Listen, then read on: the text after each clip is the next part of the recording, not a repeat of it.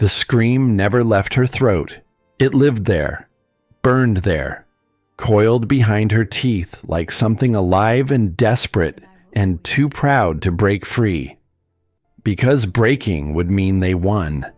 Breaking would mean she was exactly what they had always whispered about her when they thought she could not hear. Small, forgettable, a woman built to be passed over. And tonight, passed over is exactly what she became. In front of 500 wolves, under ancestral banners soaked in gold and legacy, with the sound of applause drowning out the crack of her heart, splitting down the center like dry wood fed to flame. Liora Ashvane stood 10 steps from the man who was supposed to be hers and watched him sink his fangs into another woman's neck. 10 steps. She counted them because counting kept the scream locked. 10 marble tiles between her shoes and his boots. 10 squares of polished stone that might as well have been an ocean. She could smell the blood from where she stood, could see the exact angle of his jaw as it pressed deeper, could hear the soft, obscene sound of puncture meeting flesh and flesh, welcoming puncture. The great hall of Blackmoor erupted. Vaulted ceilings caught the roar of 500 wolves and hurled it back down like caged thunder. Gold braziers flared along every pillar, flames leaning sideways under the pressure of so many dominant auras packed into one space. Ancestral banners rippled overhead, heavy silk threads depicting centuries of alpha kings who had claimed their mates beneath this same roof, under this same blood moon light pouring through the cathedral windows, with this same ancient bite that turned 2 into 1. And Draven Kale, Alpha King of Blackmoor, ruler of the Northern Dominion, first of his bloodline to unite the 3 mountain territories under a single throne, chose someone else. Isolde arched into the bite with breathless ecstasy, her fingers curled into the fabric of his ceremonial coat, knuckles white, pulling him closer as if the proximity was oxygen and she had been drowning her entire life. Her lips parted around a sound that was half prayer, half surrender, the kind of sound that fills a room and empties it simultaneously. Draven held her waist with both hands, steady, unshaking, his jaw locked against her throat as blood welled around his fangs and dripped in a slow crimson line down her collarbone, catching candlelight, catching gasps, catching the exact moment history recorded its choice. He did not hesitate. He did not look conflicted. He marked Isolde as if destiny had always belonged there, as if the universe had never whispered another name into his blood, as if 3 nights ago had never happened. But it had. 3 nights ago, beneath a blood moon so red it looked like the sky itself was hemorrhaging, Liora had walked the western corridor toward the kitchen quarters. She was not supposed to be in the royal wing. Servants rarely were after midnight. But the head cook had sent her for moon herbs that only grew in the terrace garden adjacent to the king's private chambers, and the path cut through a corridor lined with windows that faced the bleeding sky. She turned a corner. He was there, not expecting her, not expecting anyone. Standing at the window with his collar loosened, sleeves pushed to his elbows, hair falling across his forehead in a way that stripped every ounce of royal composure and left only the man underneath. He smelled like storm clouds and cedar bark and something deeper, something her bones recognized before her mind could name it. Their eyes met. The bond ignited. It did not whisper. It did not politely introduce itself. It detonated inside her chest like a star collapsing into gravity, and every nerve in her body rewired itself around a single, devastating certainty. Him, he is yours. He has always been yours. The recognition was not gentle. It was absolute. The kind of knowing that rearranges organs, that makes the blood in your veins run in a new direction, that turns every breath you have ever taken into a rehearsal for this one moment. His hand had reached toward her involuntarily, fingers trembling. The tremor was so slight that no one else in the world would have caught it, but she saw it because the bond made her see everything about him with unbearable precision. His pupils dilated. His breath caught audibly. The legendary control that had earned him the title of Blackmore's most disciplined king in 4 generations cracked for exactly one heartbeat. One heartbeat in which his walls fell, and she saw the man behind the throne, and the man saw her. Then he pulled his hand back, curled his fingers into a fist. The walls rebuilt themselves brick by brick behind his eyes, and he turned away from her without a single word. She stood in that corridor for 11 minutes after he left. She knew because the kitchen clock chimed twice.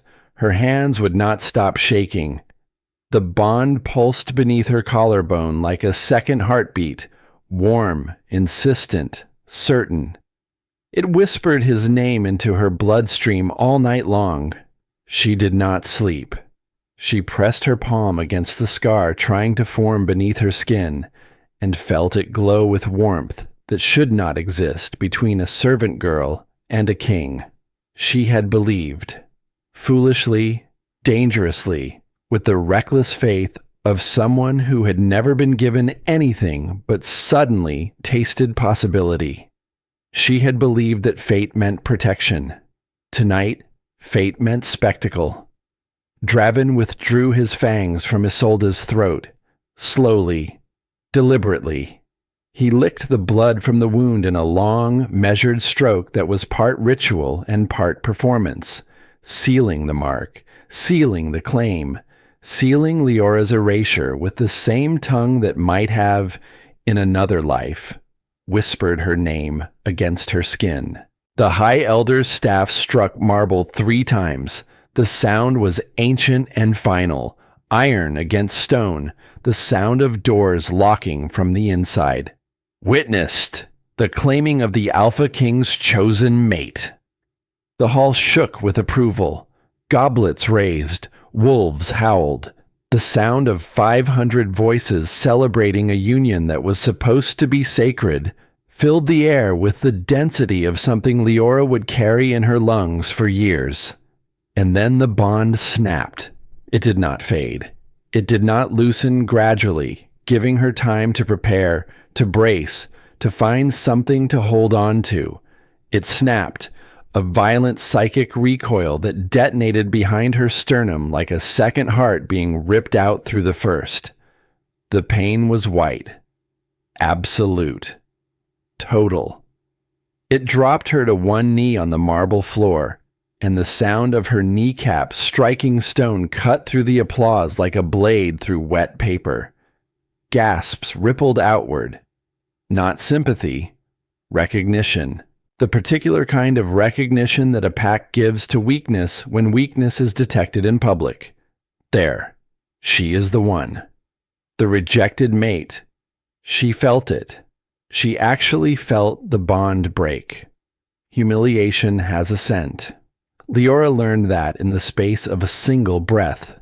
It is sharp, metallic, involuntary. It rises from the skin like blood from a wound you cannot cover, and it announces itself to every wolf in range with the precision of a signal fire lit on a mountain top. There is no hiding it. There is no composing your face fast enough to outrun what your body has already confessed. Every wolf in that hall turned toward her. Every nose caught it. Every eye followed. She was on her knees in front of a kingdom. Draven's eyes found hers over Isolde's shoulder. She searched them for something, anything. A flicker of regret, a fracture in the performance, a single crack that proved the man in the corridor still existed somewhere behind the crown. His gaze was cold. Resolved, public, but his hand, His hand gripped the throne arm so hard the ancient wood groaned beneath his fingers. A tremor ran through his knuckles, barely visible, lasting less than a second. His jaw was locked, not in triumph, but in the act of crushing something before it could surface. She noticed, she stored it, and she hated herself for looking. Liora pressed her hand against her collarbone where the mate scar had tried to form. It burned, then it froze. Then it became an absence so complete it felt like a hole had been carved into her with surgical precision. Her wolf withdrew, not howling, not thrashing anymore, just retreating to a place deep inside her chest where the pain could not follow. The silence of that withdrawal hurt worse than the snap, because a wolf that stops fighting is a wolf that has accepted something its human half is not yet ready to name. She forced herself to stand. Her knees screamed. Her vision blurred at the edges, but she stood, because the alternative was remaining on the floor, and the floor of Blackmoor's great hall had swallowed enough of her dignity tonight. And then the air changed. It happened from opposite ends of the hall simultaneously, like two weather fronts colliding before a hurricane makes landfall. 3 dominant auras sharpened with terrifying precision, cutting through the celebration like blades drawn in a room that believed itself safe. Alpha Theron of Ashfang rose first from his seat at the eastern table. War-scarred, territorial, merciless, his face was a topography of battles survived. A jagged line ran from his left temple to his jaw, pale against sun-darkened skin, and his eyes locked onto Liora with an intensity that had nothing to do with politics and everything to do with the wolf beneath his skin, responding to the psychic shockwave of a bond rejection. His nostrils flared, his hands flattened on the table, his chair scraped backward with a sound that silenced the wolves nearest to him. Alpha Valdric of Western Ridge moved second, cold strategist, unblinking. Lethal restraint packaged in diplomatic stillness. He did not stand so much as unfold, each vertebra straightening with the deliberate precision of a man who never made an unconsidered movement.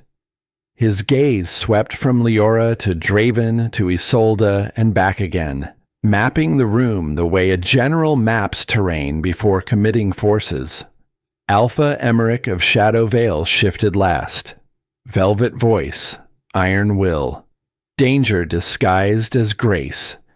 He leaned forward with the slow curiosity of a predator who had just scented something rare and was deciding whether it was prey or something far more interesting.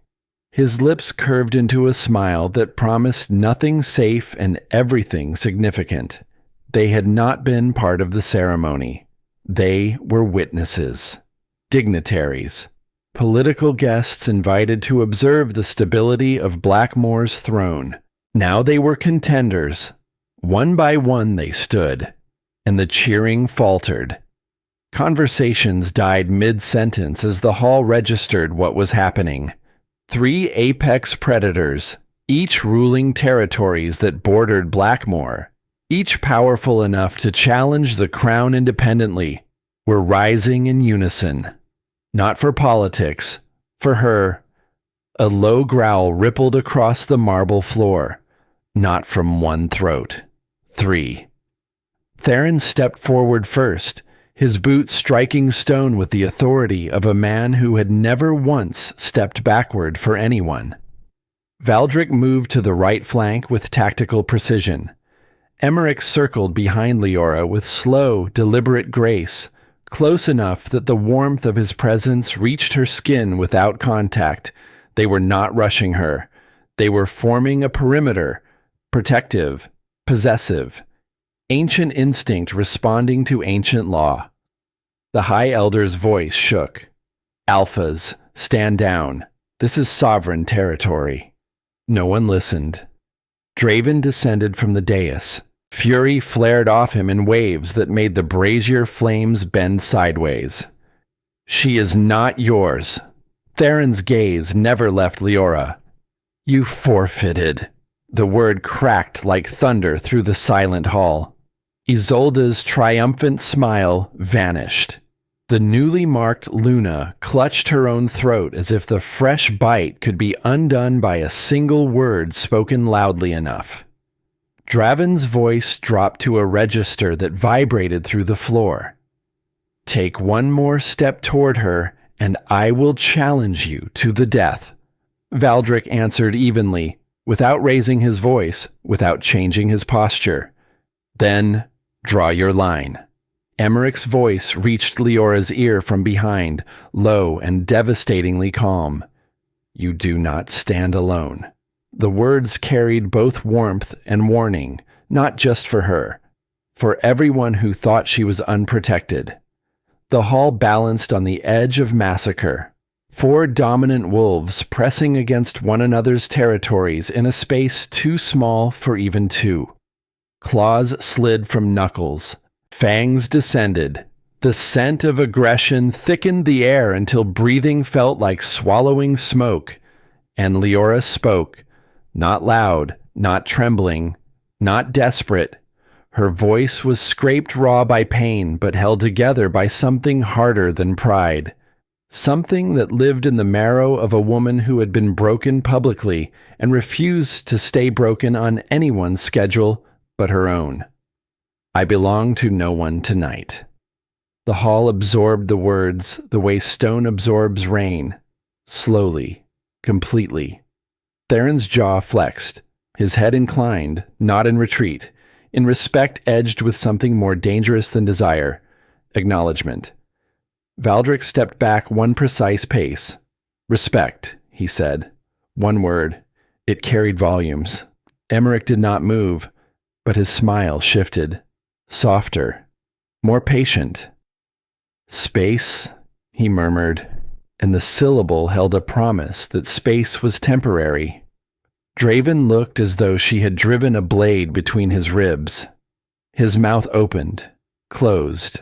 The wolf surged beneath his skin, visible in the shadows that rippled across his jaw. But Liora had already turned toward the doors. She walked toward the massive carved entrance of the great hall. Closed. Always closed. For years she had stood on the wrong side of doors like these, waiting for permission, waiting for someone to decide she was worthy of passage. Her fingers pressed against the cold iron handle. She pushed.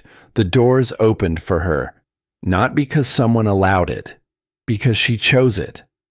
The cold night struck her skin like a baptism. Stone steps descended into darkness. Behind her, the hall vibrated with unspoken consequences. Alliances trembling. A newly marked Luna standing confused on the dais. An alpha king watching the exit she chose with an expression that looked nothing like victory. Liora descended the stone steps, each one hurt, each one steadied. Her chest ached with phantom bond pain pulsing in waves, but her spine did not curve. Her head did not bow. Halfway down, a sound stopped her, muffled, frightened, coming from the alcove beneath the watchtower, a girl's voice, begging. Leora's wolf stirred, not for herself this time, for the sound. The hurt animal inside her chest lifted its head at the scent of someone else's fear and responded to the one thing that outranked her own pain. Instinct. Not the instinct of dominance, the instinct of protection. She found them in the shadow of the guard tower. A young servant girl, small, barely 17, pressed against the stone wall by a palace soldier twice her size. His hand gripped her arm hard enough to leave bruises that would bloom purple by morning. The girl's eyes were wet with the specific terror of someone who knows that no one is coming to help. Please, I only came to bring water for the celebration. I was told to bring water. The soldier's lip curled. You came where you were not summoned, girl. Servants learn their place, or they learn it harder. Liora stepped into the alcove. Every ounce of pain in her chest rearranged itself into something useful. The bond scar throbbed. The humiliation still clung to her skin, but she looked at this girl and felt something that mattered more than her own wreckage. Release her. The soldier turned, recognized her. His contempt was instant, practiced, delivered with the particular cruelty reserved for those who have just publicly fallen. The rejected one gives orders now. Perhaps you should worry about your own position before defending someone else's. Liora did not raise her voice. She stepped closer. Close enough that her scent reached him, still sharp with residual bond trauma. The sharpness made his wolf uncertain, because damaged wolves are unpredictable wolves, and unpredictable wolves make soldiers nervous. I said, release her, or I will ensure Captain Orath learns that you assault servants during a sacred ceremony. The king's hospitality was extended to every soul under this roof tonight. I imagine the punishment for violating it is something you would prefer to avoid. The soldier hesitated, calculated risk against consequence. His hand opened. The girl stumbled forward. Liora caught her, steadied her, examined the bruise already darkening on her thin arm. Without a word, Liora tore a strip from the hem of her own ceremonial dress, the dress she had chosen with such care this morning when she still believed tonight would end differently, and wrapped it gently around the girl's wrist. No one deserves to be treated like that, she said softly. The girl looked up at her with wide, dark eyes. You are the one from the hall, the one he rejected. A beat of silence. The word rejected landed on Leora's shoulders like a stone she would carry for a long time. Yes, but you stopped. For me. Even tonight. Leora's throat tightened. Pain is not permission to ignore someone else's. The girl clutched Leora's hand for one fierce second, then slipped into the servant corridor and vanished.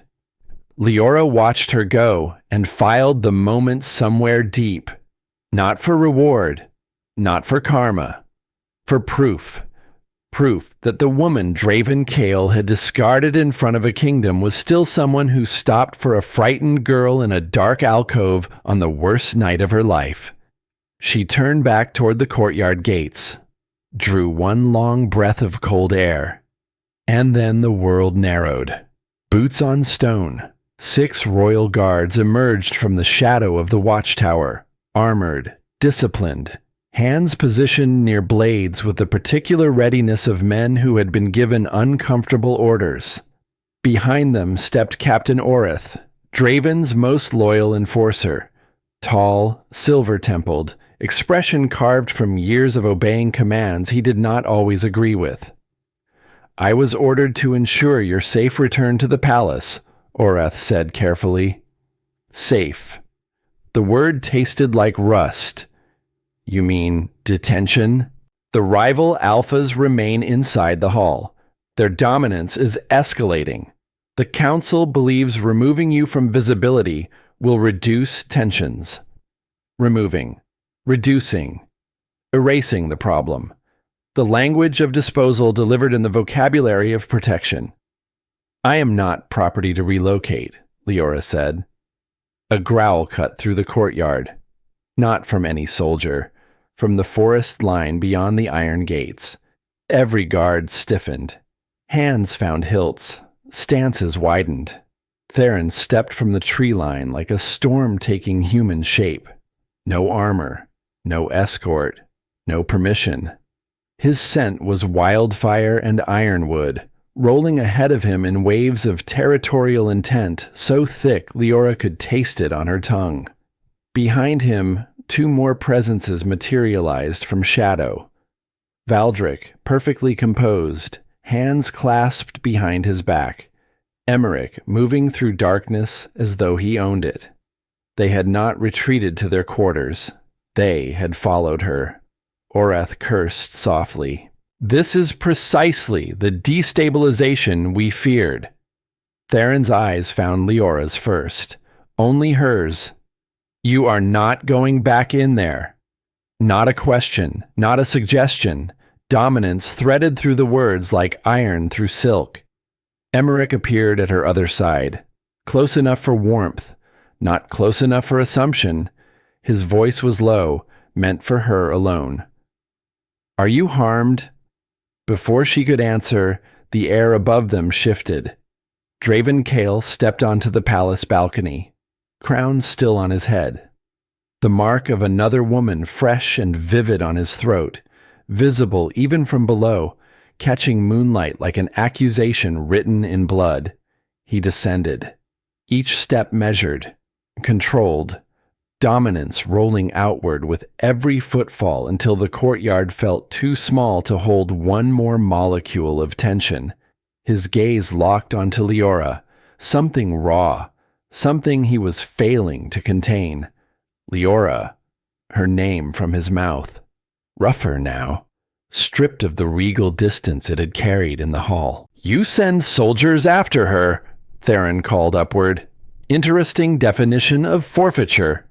Emmerich's quiet laugh carried the weight of a drawn blade. Protection, you said. From whom, I wonder? Draven's eyes never left her. Liora, come inside. Not invitation, need wrapped in the last remnants of command. His wolf pressing against his skin, visible in the way shadows deepened across his face, in the way his hands curled at his sides. You do not get to soften now, she said. And then the night screamed.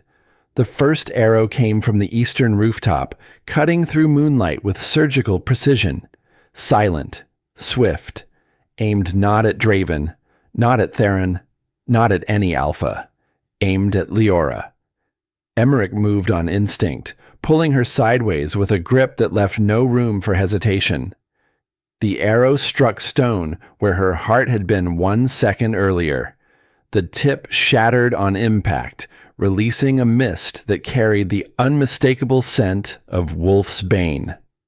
Professional. Calculated. Designed for a kill. The second arrow came faster. Draven intercepted it mid-air with a clawed hand that materialized from half-shift before conscious thought could intervene.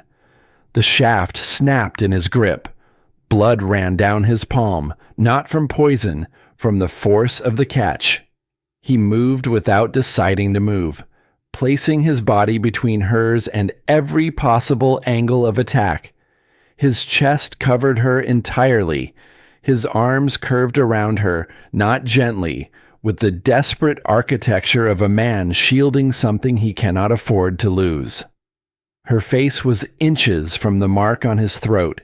She could smell Isolde on him, fresh, intimate, the specific scent of blood and saliva and claiming that clung to newly bonded skin.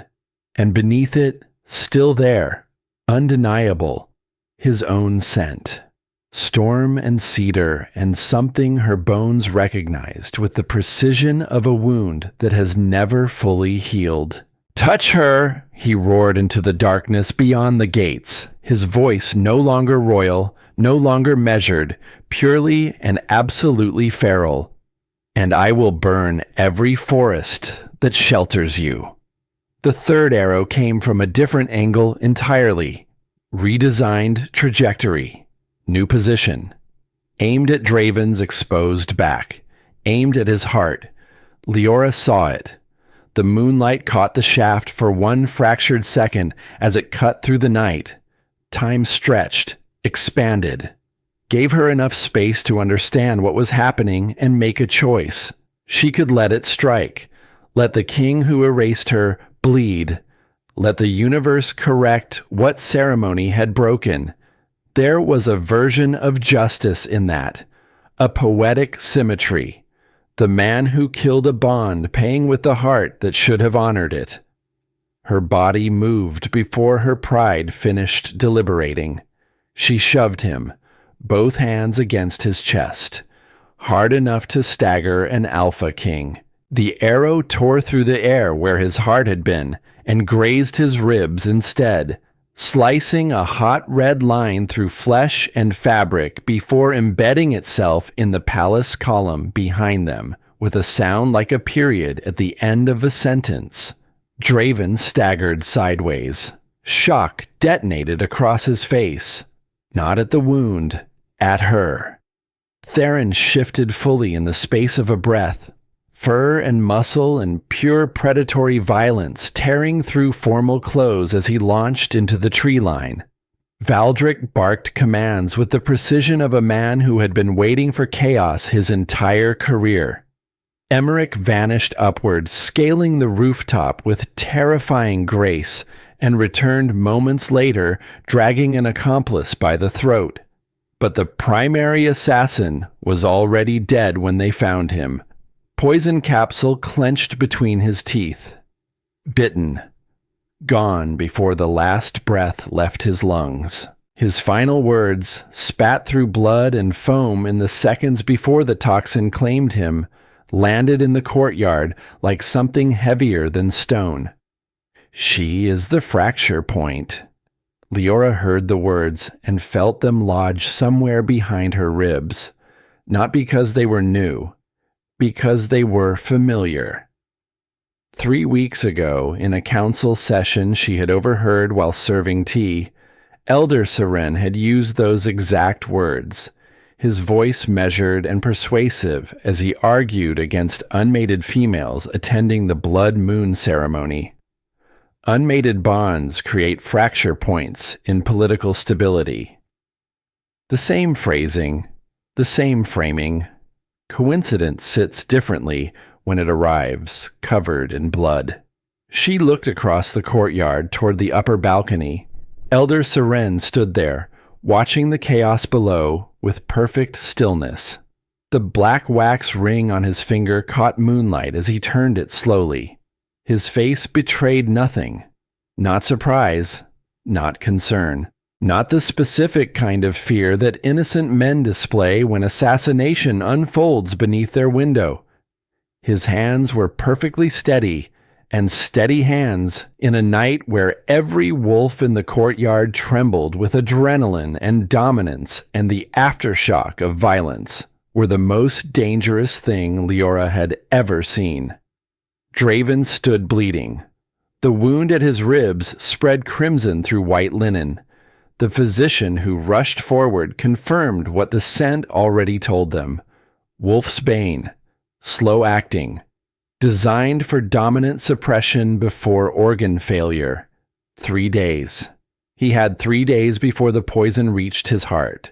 3 days before the most powerful alpha in the Northern Dominion lost control of his wolf entirely. If that happened here, surrounded by 3 rival alphas already circling, already testing, already drawn to the power vacuum that rejection and assassination had cracked open, the civil war that every elder feared would not be a possibility. It would be an inevitability. 3 days. The clock had started. Draven caught Leora's arm as the courtyard erupted around them with shouted orders and drawn steel and the organized chaos of a palace shifting into siege posture. His grip was not controlling. It was the grip of a man reaching for something he already knows is slipping through his fingers. His eyes were no longer regal, no longer distant, no longer the calculated eyes of a king who had chosen strategy over soul. They were the eyes of the man in the corridor 3 nights ago, trembling, cracked, terrified, not of assassins, not of poison, not of rival alphas, of losing her. "I will not lose you," he breathed. The words hit the bond scar beneath her collarbone like a match struck against charred wood. Something flared. Something that should have been dead. Something that refused. She looked at his hand on her arm, at the blood running between his fingers. at the fear written across a face that had shown her nothing but coldness for 3 nights, at the mark on his throat, still fresh, still vivid, still belonging to a woman who was not her. "You already did," she whispered. She pulled her arm free and walked into the night. Behind her, Draven Kale stood bleeding in a courtyard full of rivals and soldiers and the echo of arrows that had changed everything. His crown sat crooked on his head. His wolf howled inside his chest with a sound that had no voice but shook the stones beneath his feet. She did not look back. And somewhere above them all, Elder Serene turned from the balcony with the quiet satisfaction of a man whose plans had survived their first night. The fracture point was walking away, and the fracture had only just begun. She did not sleep. The palace gave her a room because protocol demanded it. A rejected mate could not be turned out before dawn without formal council dismissal, and the council was in no condition to dismiss anyone tonight. So they gave her a room in the East Wing, far from the royal chambers, far from the celebration that had quieted into uneasy murmurs behind closed doors. The room was small, clean, impersonal, the kind of room you give someone you intend to forget by morning. Liora sat on the edge of the narrow bed and pressed both hands against the bond scar beneath her collarbone. It pulsed in waves, not the warm, certain pulse of 3 nights ago when the bond first ignited. This was the pulse of something severed, phantom pain, the body remembering what the soul was trying to release. Each wave pushed heat through her chest, then cold, then nothing, then heat again, as if her blood could not decide whether to mourn or to burn. Her wolf lay curled in the deepest part of her, silent, not sleeping, wounded. A wolf that stops howling is a wolf that has turned its face toward the wall, and Liora understood that kind of silence because she had lived inside it before. When her mother died, when the pack she was born into dissolved into territory disputes and scattered her like seed on stone.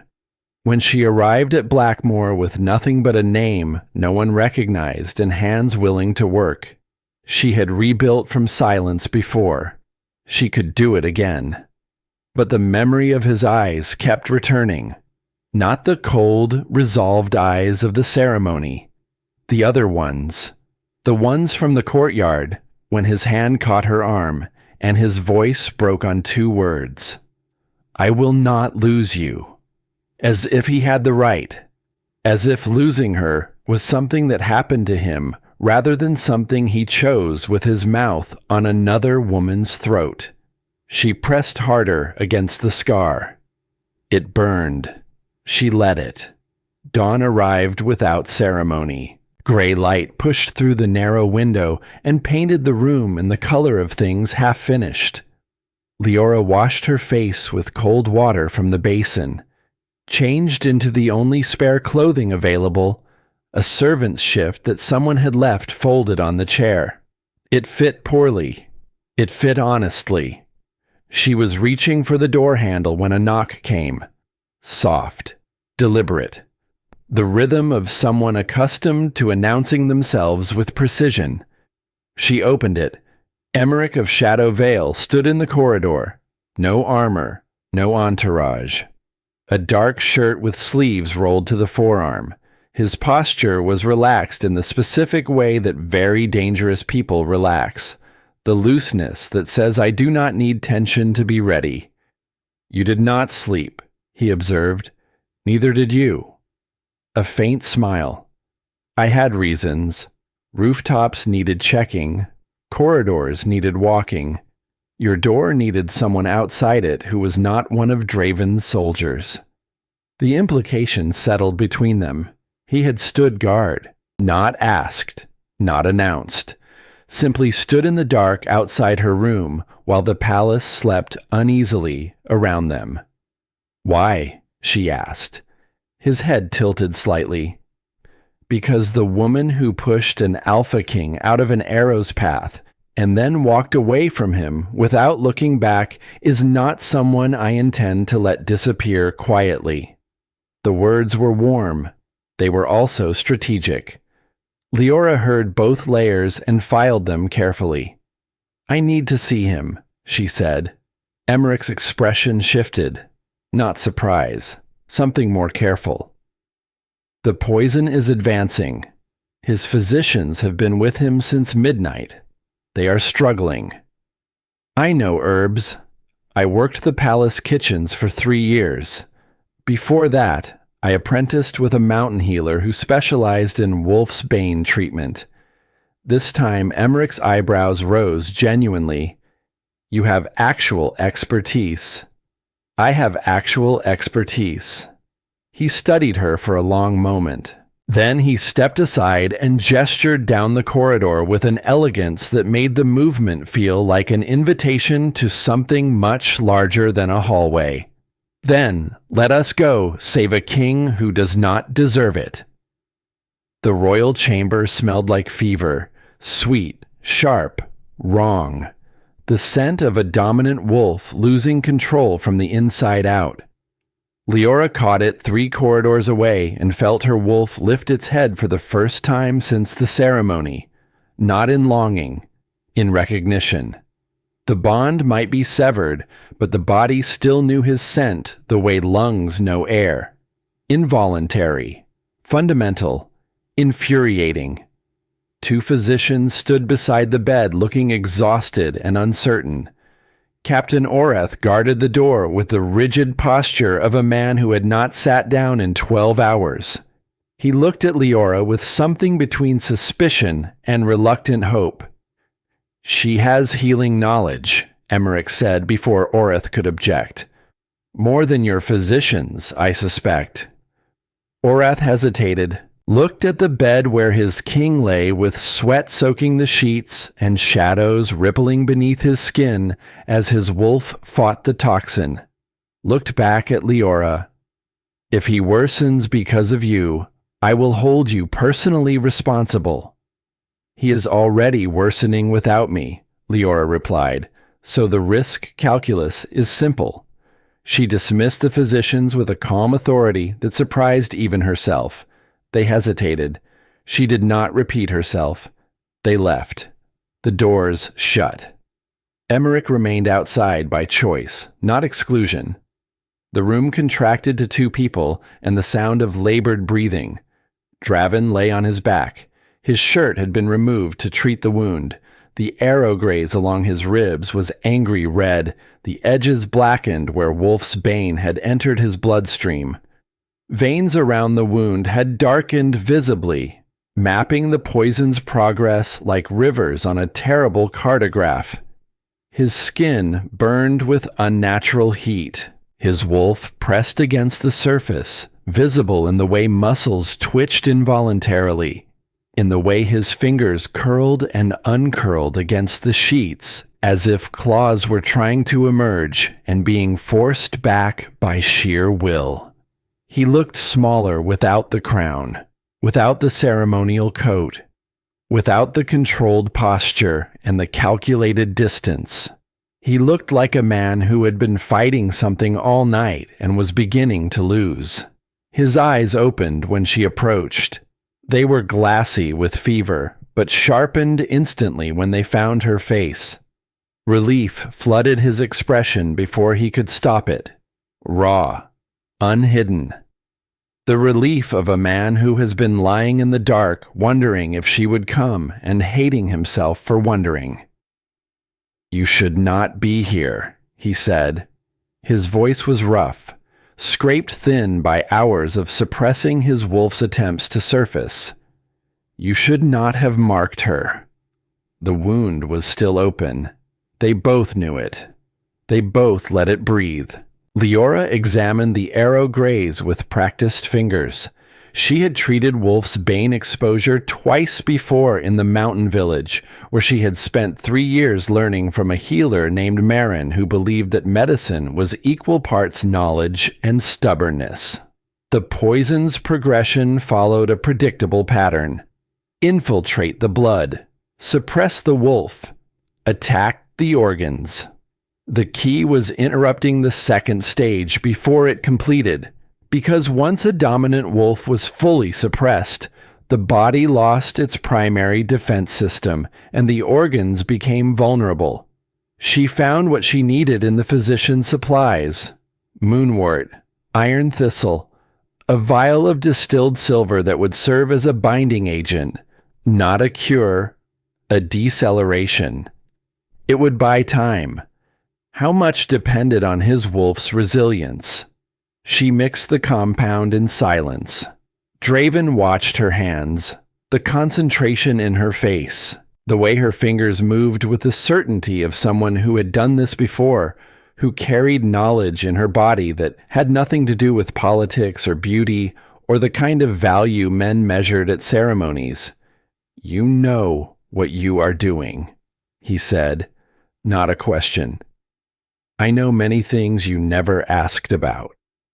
The words landed precisely where she aimed them. His throat worked, a swallow that carried weight.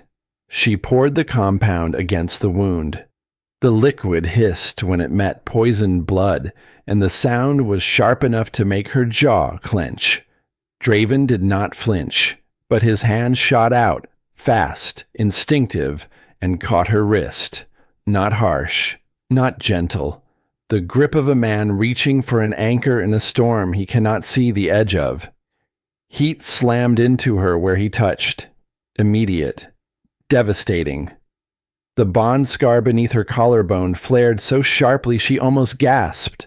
Not healed, not gone. Just wounded and reactive, like a nerve that has been exposed and punished for it. "Let go," she said. His thumb shifted against her pulse point. She knew he could feel it racing.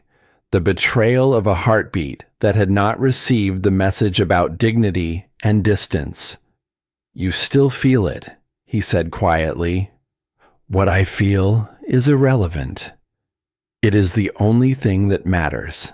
Then you should have considered that before you chose applause over the bond." His grip loosened, not releasing, adjusting. His eyes searched hers with an intensity that the fever could not diminish.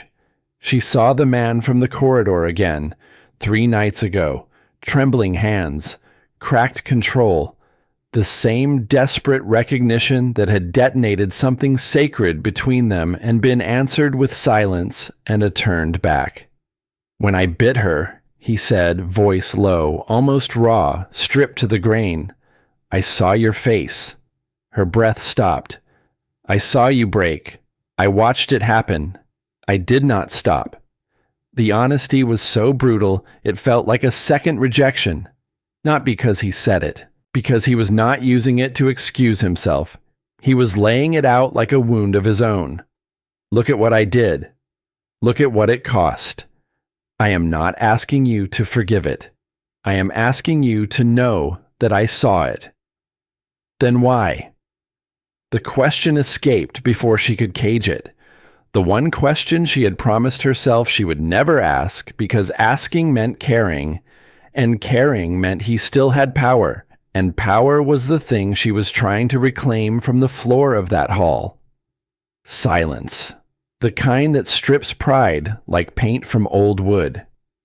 "Because I believed choosing you would weaken the throne." She absorbed that. Let it settle into her bones, alongside the humiliation and the phantom pain, and the memory of marble against her kneecap. "And you were wrong," she said. "I was wrong about everything except the bond." His eyes held hers. "I was wrong about your strength. I was wrong about my own. I was wrong about what a throne requires. I was not wrong about what I felt in that corridor." Her chest ached in a way poison never could. The ache of something that refuses to die when it should. The ache of a bond that has been severed and still sends signals through scar tissue like a phantom limb, reaching for something the body remembers. Do not mistake reflex for forgiveness, she said. I do not. She pulled her wrist free. His hand remained open on the sheet where hers had been, palm up, fingers uncurled. The gesture was small. It felt like surrender. She stepped back. Distance returned. It cost them both. The compound will slow the poison. You have 3 days, perhaps slightly more now. Do not shift. Do not let your wolf surface. Every time your dominant form activates, the toxin accelerates. And after 3 days, you find whoever made this poison, and you find its antidote. Because what I gave you is a wall, not a cure. His gaze followed her as she moved toward the door. Not the gaze of a king, not the gaze of a strategist calculating his next political maneuver, the gaze of a man watching something precious walk away from him for the second time and understanding that this time he earned it. Liora. She paused, did not turn. Thank you. 2 words. No defense, no justification, no attempt to leverage the moment into reconciliation. Just acknowledgement. And acknowledgement, she was learning, could be more dangerous than apology because it required no response and demanded everything. She left without answering. Outside the chamber, 3 alpha wolves waited in the corridor with the particular tension of dominant males who have been listening through walls and pretending they have not. Theron leaned against the stone with arms crossed, his scarred face unreadable. He lives. For now. Pity. The word carried no real venom. It carried the complicated truth of a man who wanted the rival dead for strategic reasons, but recognized that death by poison served no one's honor. Valdric stood apart from the others, posture precise, hands clasped behind his back. The compound you administered. Mountaincraft? Yes. Marin's technique? Silver binding with moonwort base? Liora looked at him sharply. You know mountain healing. I know everything that might become useful. His gaze was steady, assessing, not cold so much as thorough. Your knowledge makes you more valuable than this palace understands. That can be an advantage or a vulnerability, depending on who discovers it first. The statement was not a compliment. It was a strategic briefing delivered with the courtesy of an observation. Liora filed it. Emmerich pushed off from the wall where he had been waiting with the patient stillness of someone accustomed to existing in shadows. The council convenes in 1 hour. They intend to discuss your removal from the palace as a de-escalation measure. My removal, Liora repeated, politely phrased, politically motivated, effectively exile. Her stomach tightened. 12 hours ago, she had been rejected publicly. Now they wanted to erase her entirely. The pattern was clear. Humiliate, contain, dispose. Who proposed it? She asked. Elder Seren. The name landed with the weight of the arrow that had carried the same man's vocabulary on an assassin's dying breath. She is the fracture point. Liora felt the thread connecting last night's assassination to this morning's political maneuver tighten like a wire being drawn taut. I will attend the council, she said.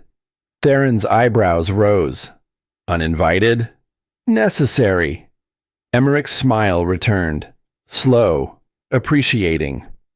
I do like her.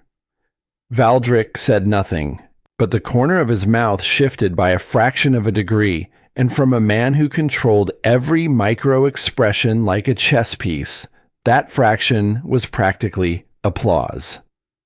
The council chamber was cold stone and high windows, and the particular atmosphere of men who believe their authority is structural rather than earned. 12 elders sat around a long oval table. Elder Seren occupied the chair closest to the head, the position of advisory supremacy, the seat that whispered into the king's ear before anyone else could speak. He was composed, silver-haired, thin-lipped. His black wax ring sat heavy on his right hand, catching the morning light that filtered through narrow windows. His daughter's bite mark had secured his position beside the throne. His daughter's bond had been his architecture. Everything about his posture said control, and everything about his calm said this meeting's outcome was already decided. Liora entered without announcement.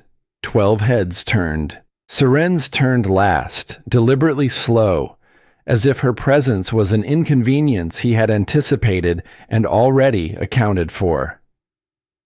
"This session is for council members," he said evenly. "This session concerns me," Liora replied. "I will hear what is said about my fate in my own presence rather than through corridors afterward." A murmur rippled around the table.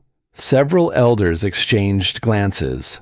One, a heavy-set man named Aldrin, shifted uncomfortably. Another, a sharp-eyed woman named Liora, studied Liora with open curiosity. Serene's expression did not change. "You are welcome to observe. I am here to participate. You hold no title, no rank, no mate bond. On what authority do you participate?" "On the authority of the woman who treated the king's poisoning this morning, while your physicians stood helpless." Silence. The specific silence of a room recalculating. Elder Alara leaned forward. "You treated him?" "Wolf's bane suppression, moonwort and silver binding compound. His organs are stabilized for now. 3 days. Ilara's eyes sharpened. "That technique requires mountain training. Marin of the Northern Ridge?" "Yes. Marin has been dead for 6 years. Her students were scattered. You trained with her directly?" "For 3 years before I came to Blackmore." The room shifted. Liora felt it. Not a dramatic reversal, a recalibration. She had entered as the rejected mate. She was now also something else. Someone with knowledge the palace needed.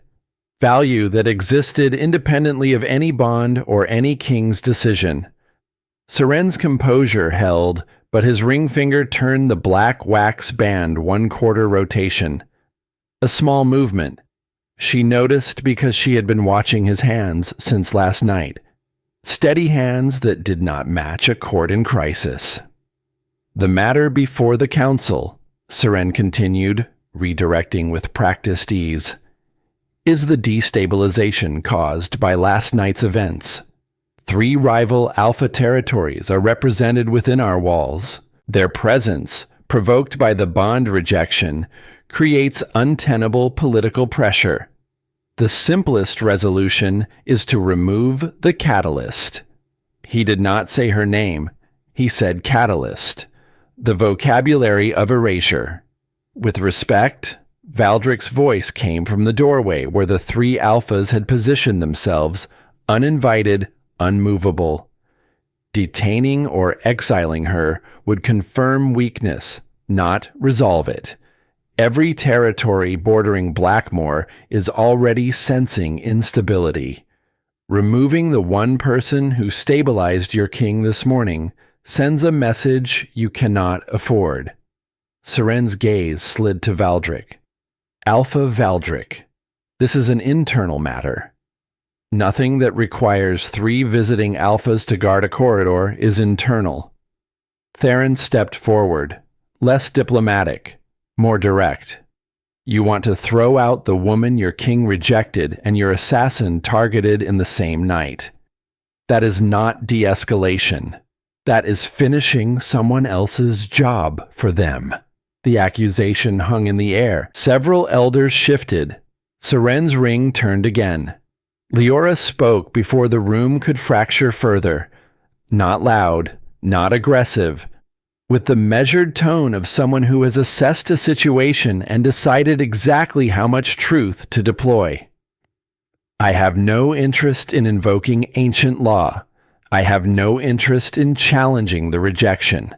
I released the claim publicly last night. That is done. Seren's relief was invisible to most.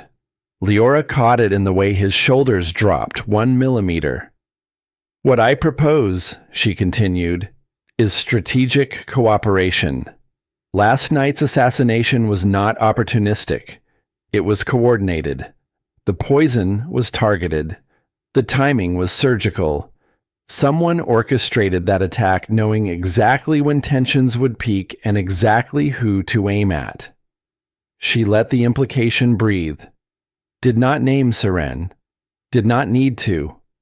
The room was intelligent enough to understand that coordinated attacks require coordinated intelligence. Until the source is identified, removing me from Blackmore does not de-escalate. It removes a target, yes. It also removes the one person whose presence forces whoever is behind this to act again. And when they act again, we can trace them. Silence. Elder Alara spoke first. You are proposing yourself as bait. I am proposing myself as strategic asset.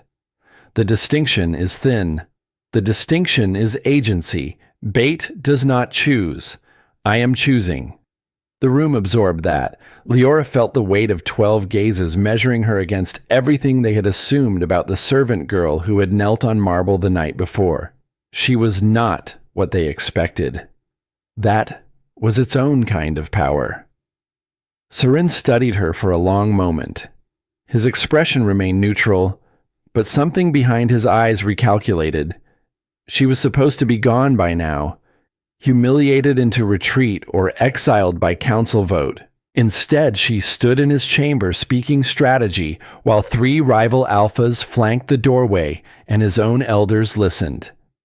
The council will deliberate, he said finally. The council will include me in its deliberation, Liora replied. She did not ask. She stated. And when no one objected, she pulled a chair to the table and sat down. Theron caught her eye from the doorway. Something flickered across his scarred face that might have been admiration, wrapped in hunger. Not the hunger of a man who wants a woman's body. The hunger of a wolf who recognizes an equal and does not know yet whether to fight or follow. That afternoon, Liora walked the market square. Her decision, her terms. The 4 alphas flanked her. Not behind, not in front. Aligned. The visual sent shockwaves through the crowd before a single word was spoken. The newly rejected mate walking through the capital with 4 of the most powerful wolves on the continent positioned around her like cardinal points on a compass. Not escorted, not guarded, accompanied. The distinction was everything. Whispers moved through the market like wind through dry grass. Some hostile, some calculating, some carrying the particular tone of people witnessing something they do not fully understand but recognize as significant. Liora kept her spine straight. Her wolf, still wounded, still quiet, did not shrink.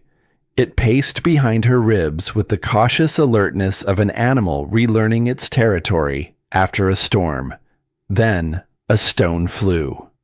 It struck the ground near her feet, skittering across cobblestone.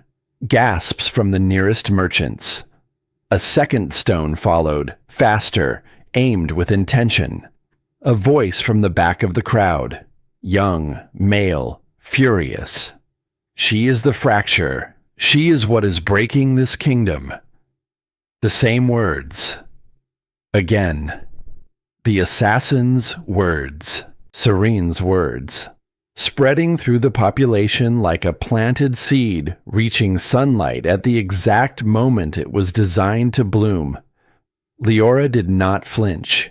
She did not step behind the wall of alpha dominance that immediately surged around her.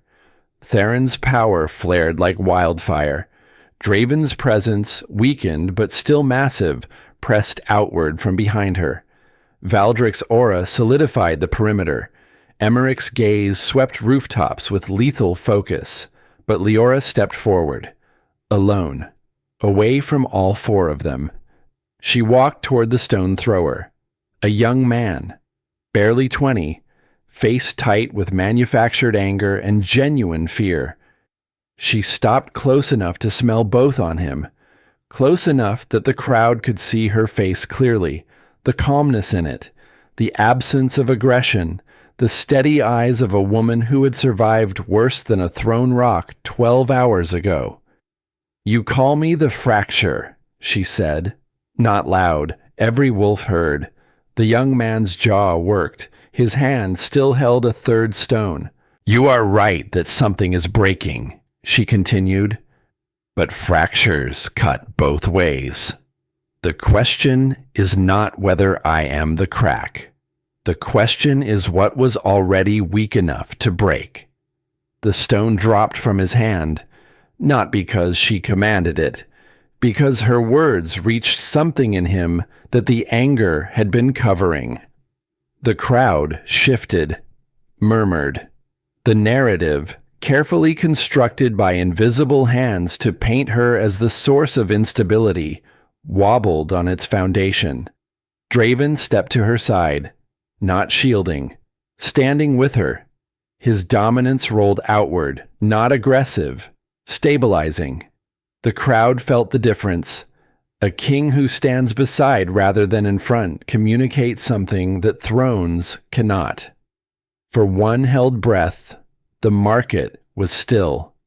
And then a woman in the crowd, elderly, silver-haired, holding a basket of bread, inclined her head toward Liora.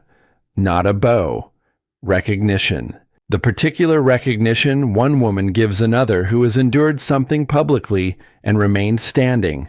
Others followed. Not all. Enough.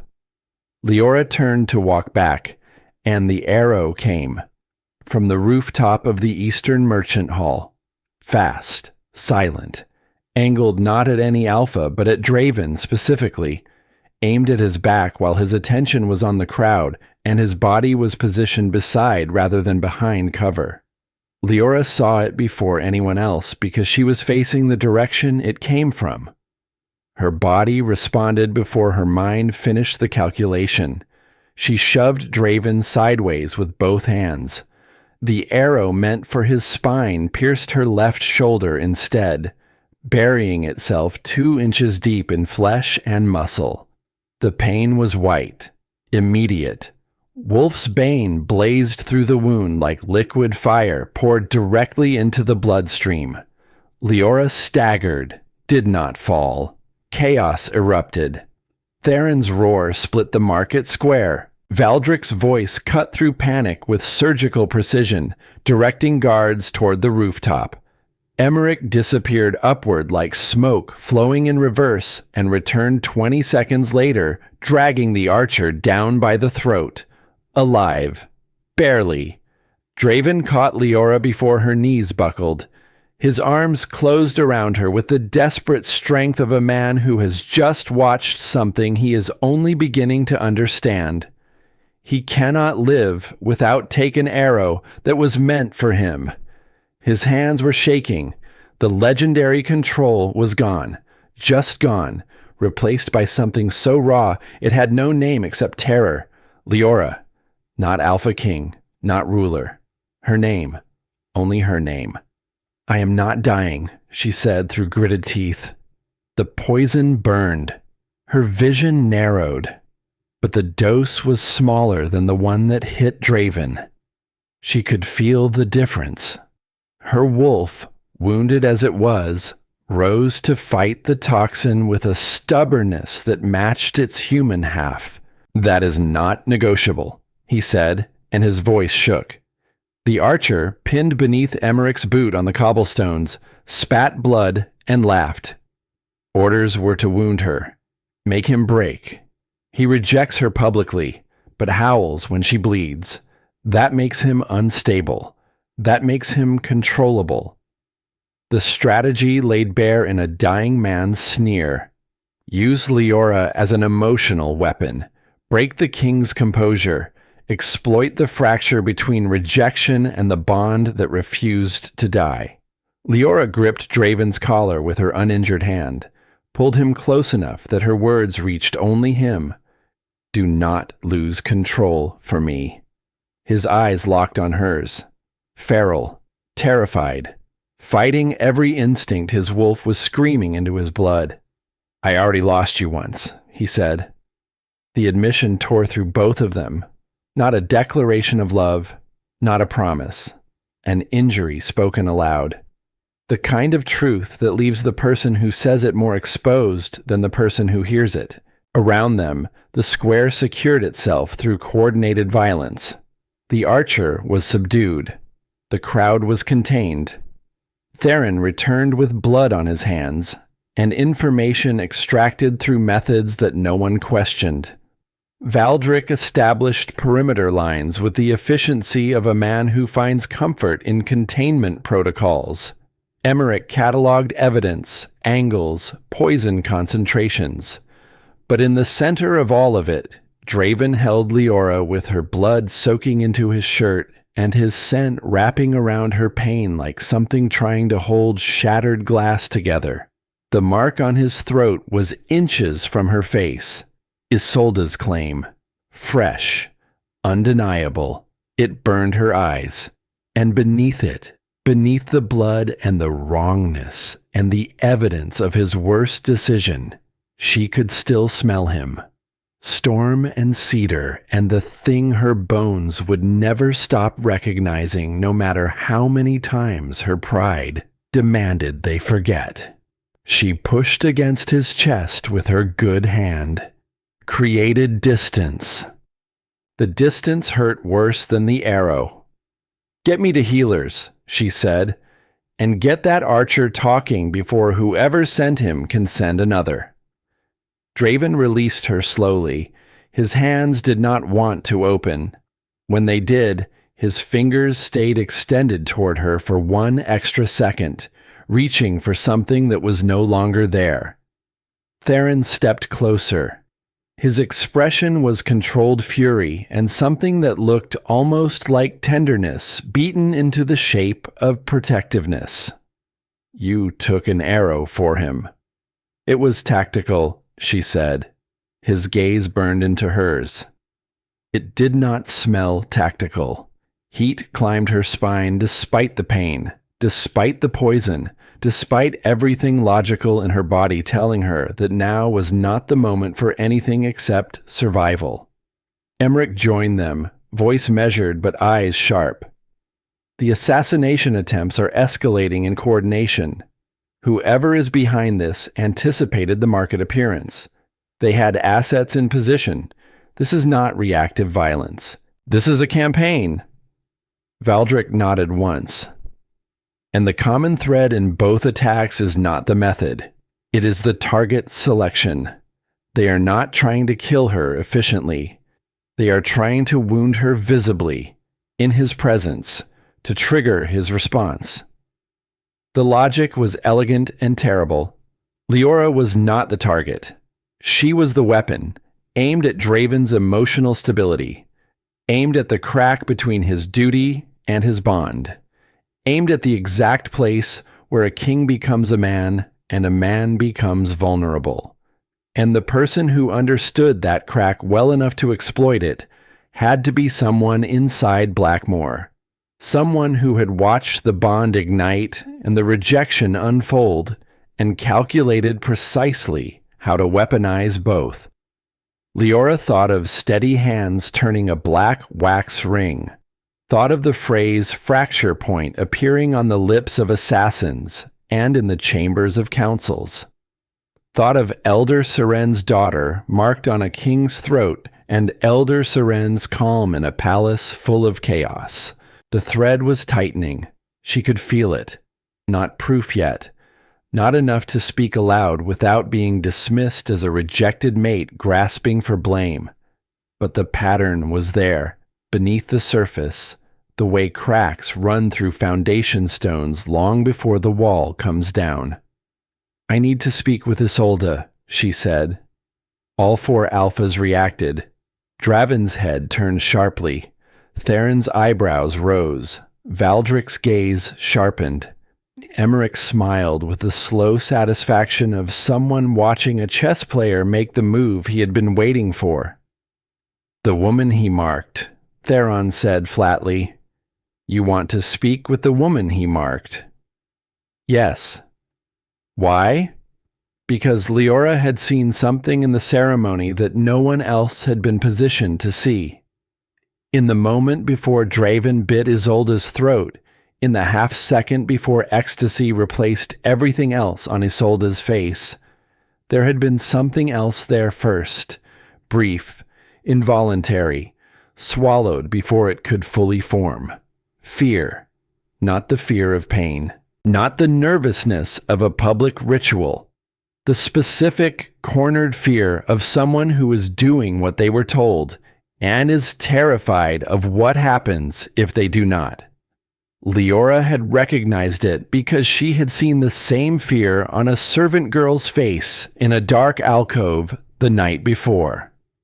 "Because I do not think she chose this either," Liora said quietly. And the corridor went very still as the implication of those words settled into the bones of every wolf present. If Isolde had not chosen the bond, then the bond was not a choice. It was a placement, a political installation disguised as a sacred ceremony. And the man who had placed his daughter on the king's throat like a crown he intended to control was sitting in the council chamber right now, turning his black wax ring, waiting for the fracture he had engineered to finish its work. Leora's shoulder burned with poison. Her chest ached with phantom bond pain. Her wolf stirred, not healed, not whole, but rising. And somewhere in the east wing of Blackmoor, behind a door that smelled like expensive perfume and quiet weeping, Isolde sat alone, with a mark on her throat that was already beginning to fade, and a secret in her chest that could unravel everything. She found Isolde in the east wing chamber that smelled like wilting gardenias and salt. The door was unlocked.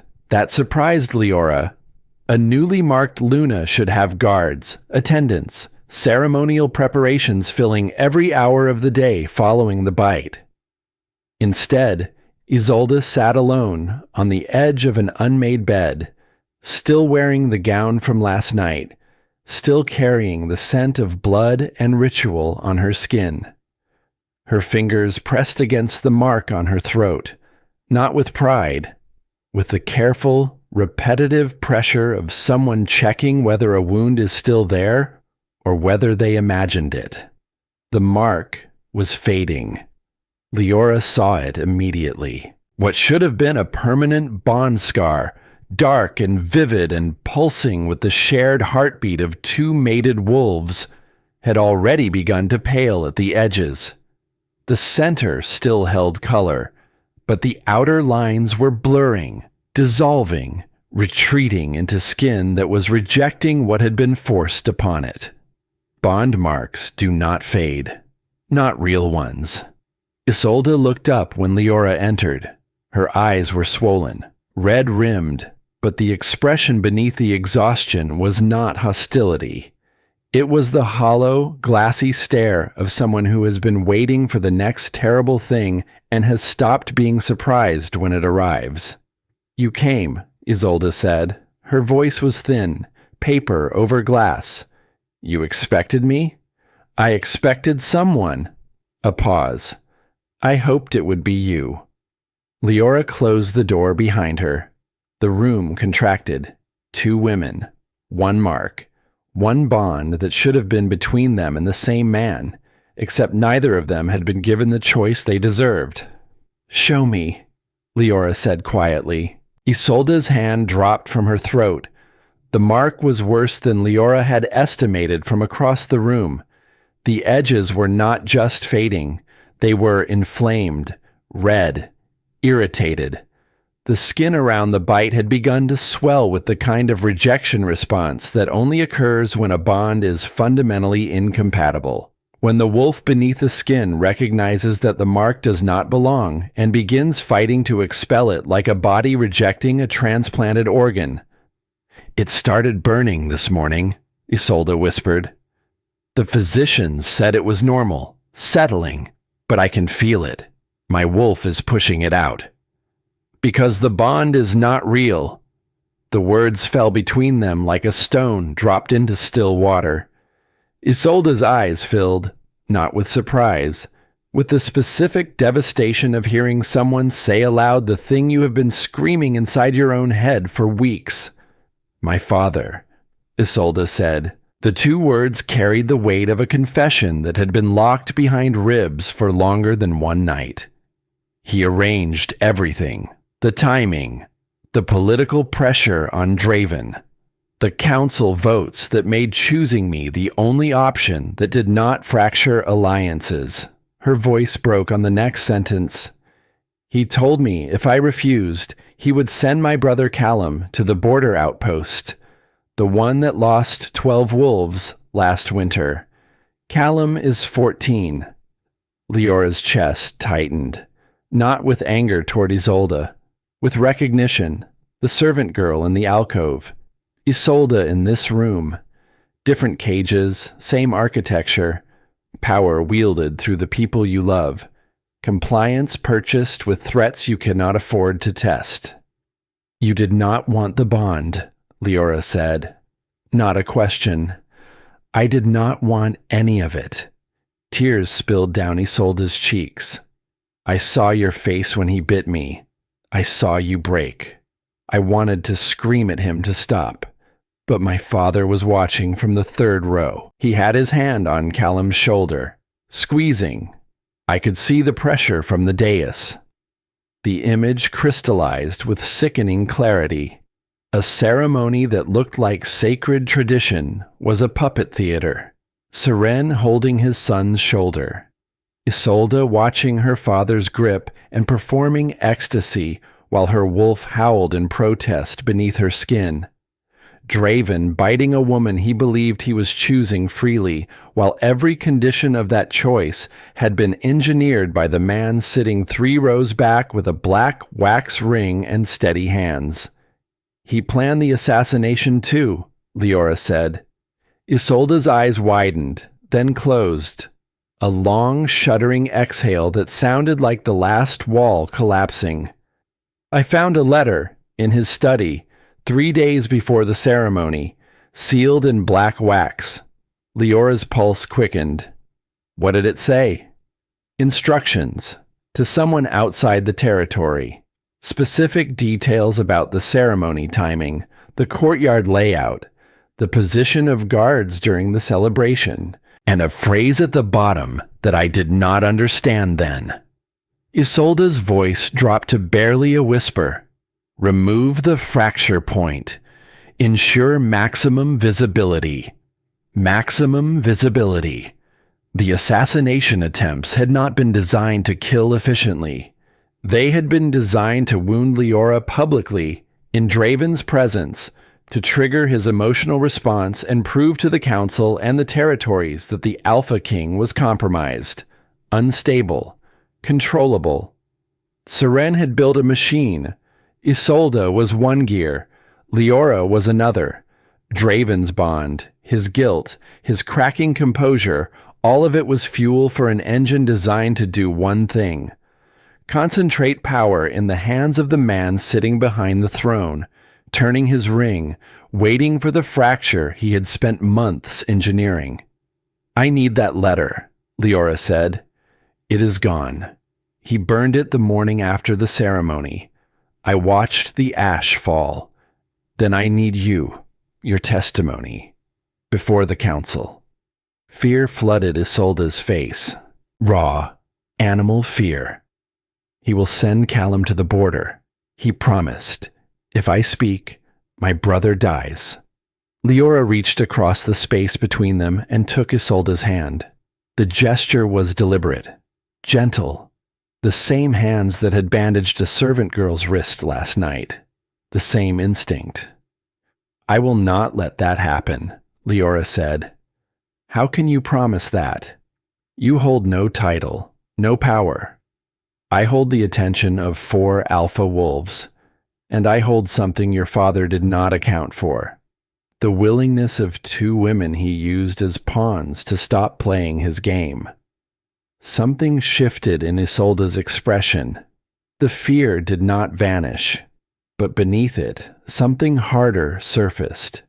The particular hardness that forms when a person who has been controlled their entire life glimpses, for the first time, the possibility that compliance is not the only option.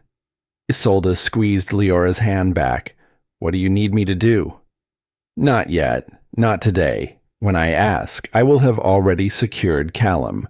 Your father will have no leverage left, and when you speak, it will be because you chose to, not because anyone forced you." The promise hung between them. Fragile, necessary. Liora stood, moved toward the door, paused. "Isolde." "Yes?" "The mark will continue to fade. When it does, the bond dissolves completely. You will feel pain, disorientation. It will pass. And Draven? He will feel it too. He will have to decide what that means." She left Isolde in the room with the wilting gardenias and the fading mark and the terrible knowledge that her father had turned a sacred ceremony into a political weapon. The corridor outside was empty. The palace hummed with the controlled tension of a building that knows something is wrong but has not yet identified what. Liora walked 14 steps before the hand closed over her mouth from behind. She did not scream. There was no time. A cloth pressed against her nose, sweet and chemical, and the world tilted sideways. Her wolf surged, panicked, fighting the sedative with everything it had. She bit down on the hand, tasted blood, heard a grunt of pain. But the dosage was calculated for her weight, her weakened state, the wolf's bane still thinning her blood from the arrow wound, and her vision darkened at the edges like a candle being slowly smothered. The last thing she saw before consciousness collapsed was a ring, black wax, on the hand that held the cloth, Seren's hand, steady as ever. She woke in darkness, stone walls, damp air, the particular cold of underground spaces that never see sunlight, a cellar beneath the palace, old, unused, the kind of space that exists in ancient buildings between official rooms, forgotten by everyone except the man who built his career on knowing where every shadow fell. Her wrists were bound, not with rope, with iron cuffs bolted to the wall, old restraints from an era when Blackmore kept prisoners beneath its foundation. The metal was cold against her skin. Her shoulder wound throbbed. The wolf's bane in her system made every sensation sharper, crueler, more immediate. Carved into the stone wall opposite her, scratched with a blade that had been dragged across rock with deliberate pressure, were words. "The rejected have no place in history." Seren's handwriting. She recognized it from the council documents she had served tea beside for 3 years. The precise, angular letters of a man who believed his penmanship reflected his authority. He had planned this room for her, not as an improvisation, as a contingency. If the assassination failed, if the council vote failed, if she proved too stubborn, too visible, too central to remove through politics or poison, then this cellar waited, patient, prepared. Liora pulled against the cuffs. The iron held. Her wolf clawed at the inside of her chest, but the sedative and the wolf's bane combined had suppressed it to a whisper. She could not shift, could not summon the strength that lived beneath her human skin. She was alone, truly alone. No alphas outside the door, No bond pulling someone toward her. No one who knew where she was. The panic came. She let it. Felt it surge and crest and crash against her ribs like a wave hitting rock. Counted to 7. Breathed. Counted again. Then she began to think. Theron had taught her to fight with her body. But he had also taught her something else. When you cannot overpower the cage, study the cage. Every lock has a mechanism. Every wall has a seam. Every captor makes one assumption that, if identified, becomes the door they forgot to close. Seren's assumption was that she was alone. But Liora had spent 3 years in this palace. She knew the servant corridors. She knew the old architecture. And she knew that the cellar she was in connected, through a passage bricked over 2 decades ago, to the kitchen storage tunnels. The same tunnels the servant girl from the alcove used every night to bring water for the upper floors. Emmerich had told her something during their corridor conversations that she had stored without fully understanding its value at the time. I keep eyes in places that powerful men consider beneath their attention. Kitchens, laundry rooms, servant quarters. Power forgets that the people who carry its meals also carry its secrets. The girl from the alcove. The girl Liora had protected. The girl whose bruised wrist she had bandaged with a strip torn from her own dress. That girl was one of Emmerich's network. Liora did not know if the girl was near, did not know if the passage was accessible, did not know if Emmerich had anticipated this specific contingency, or if the pieces were aligning through nothing more than the accumulated weight of small kindnesses returning at the moment they were needed most. She closed her eyes, listened. The cellar was not silent. Water dripped somewhere to her left. Air moved faintly from a direction that did not match the door. And beneath the stone, so soft it might have been imagination, footsteps. Light. Quick. The footsteps of someone who had learned to move through dark spaces without being heard. A section of the wall shifted. Not the door. The bricked-over passage. Mortar crumbled. A stone slid inward. And through the gap, small enough to fit through sideways, a face appeared. Dark eyes. Wide. Frightened. Determined. The servant girl held a kitchen knife in one hand and an iron key in the other. The key was old, blackened with age. The kind of key that opens things people have forgotten exist. "I heard them bring you down," the girl whispered. "I was in the tunnels. I always use the tunnels." "How did you get the key?" "Emmerich. He gave it to me weeks ago. Told me to keep it. Told me someday someone important would need a door opened in the dark." Leora's chest expanded with something that was not relief exactly. It was the recognition that every small act she had made, every moment she had chosen to stop and help and see and care, had been quietly building a structure she could not see. A structure made not of power or politics, but of people. The servant girl she had protected, Emmerich's network she had earned access to by being someone worth investing in, Theron's combat training, Valdrick's strategic knowledge, the compound she had administered to Draven, the herbs she had learned from Marin on a mountain 6 years ago. Every thread, every kindness, every skill earned through years of being no one important. All of it converging in a dark cellar on the second day of 3. The key turned in the cuffs. The iron fell away. Leora's wrists were raw. Her shoulder bled fresh. Her wolf was a whisper. But she was free. Not rescued. Free by the accumulation of her own choices returning to her in the dark. She took the girl's hand. They moved through the passage together, 2 women navigating stone corridors that powerful men had forgotten existed. Above them, the palace hummed with a crisis that had not yet discovered her absence. Ahead of her, A confrontation that would require every piece of evidence, every ally, every ounce of composure she had left.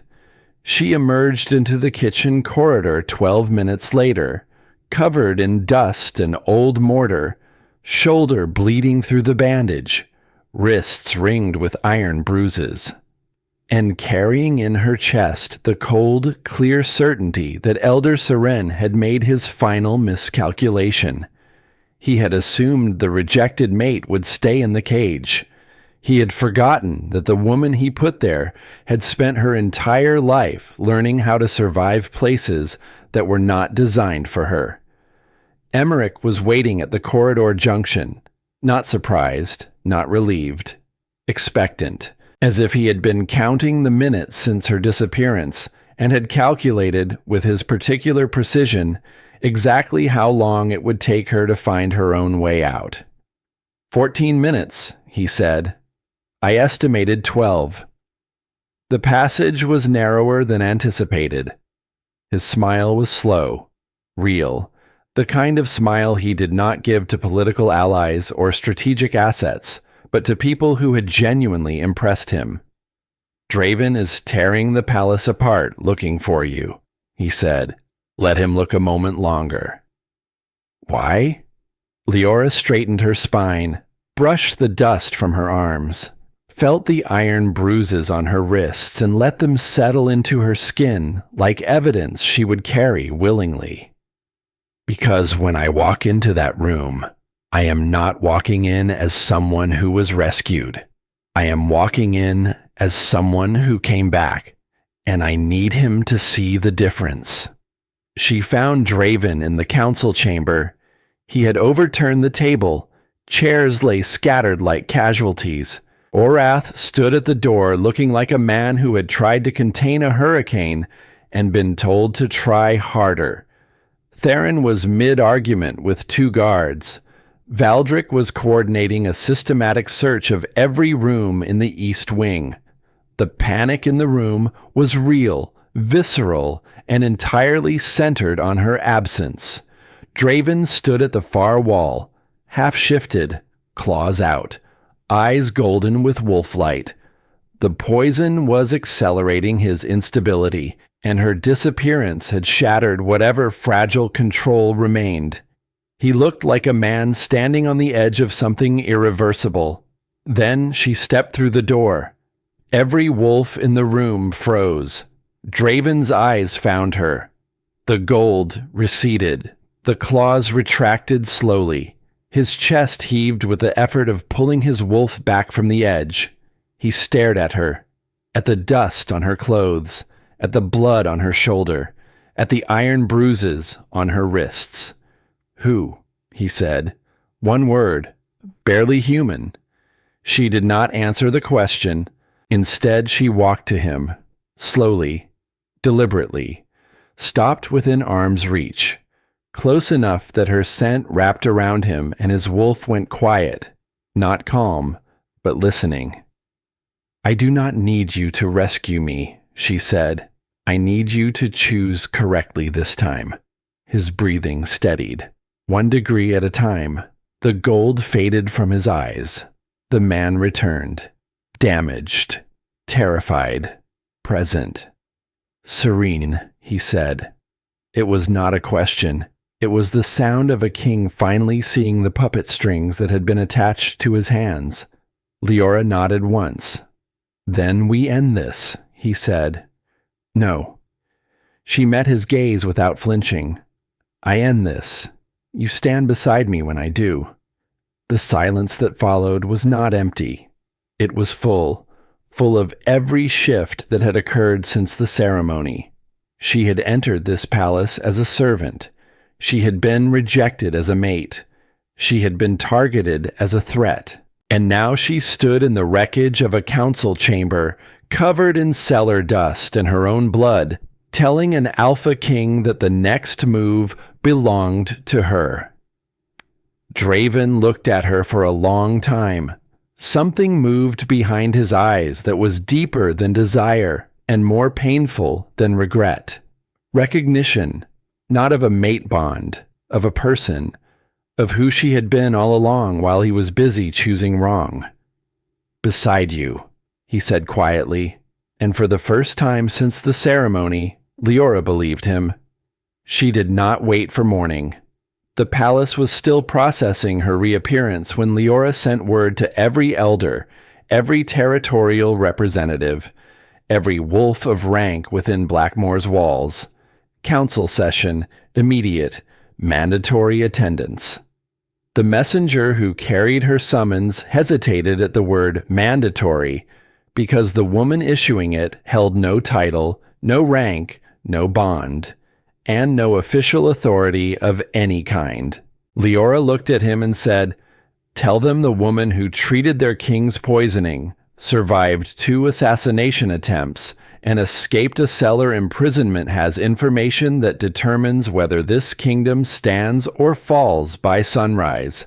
Then let them decide if mandatory offends them." Every seat was filled within the hour. The council chamber had been reassembled. The overturned table righted. The scattered chairs returned to position. But the room still carried the scent of Draven's half-shift, the ozone and iron tang of an alpha wolf pushed to its edge, and that scent lingered in the stone like a warning written in chemistry rather than language. 12 elders sat around the oval table.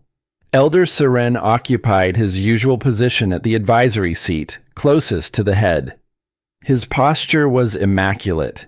His silver hair was combed with the precision of a man who understood that appearance is the first argument. His black wax ring sat heavy on his right hand, and his face carried the composed neutrality of someone who has prepared for every contingency. Except one. He had not prepared for Liora to come back. She entered the chamber without announcement, without escort, without the particular theater of power that Blackmoor's politics demanded.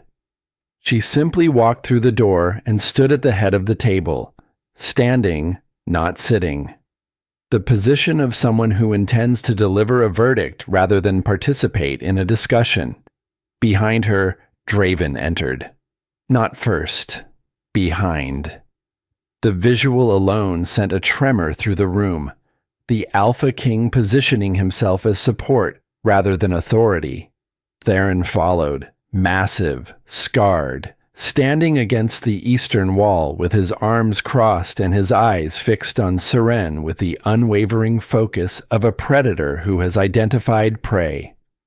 Valdric took the western wall, hands clasped behind his back, the strategic anchor. Emmerich leaned in the doorway, blocking the only exit with the casual elegance of a man who wanted everyone to understand that leaving was no longer an option.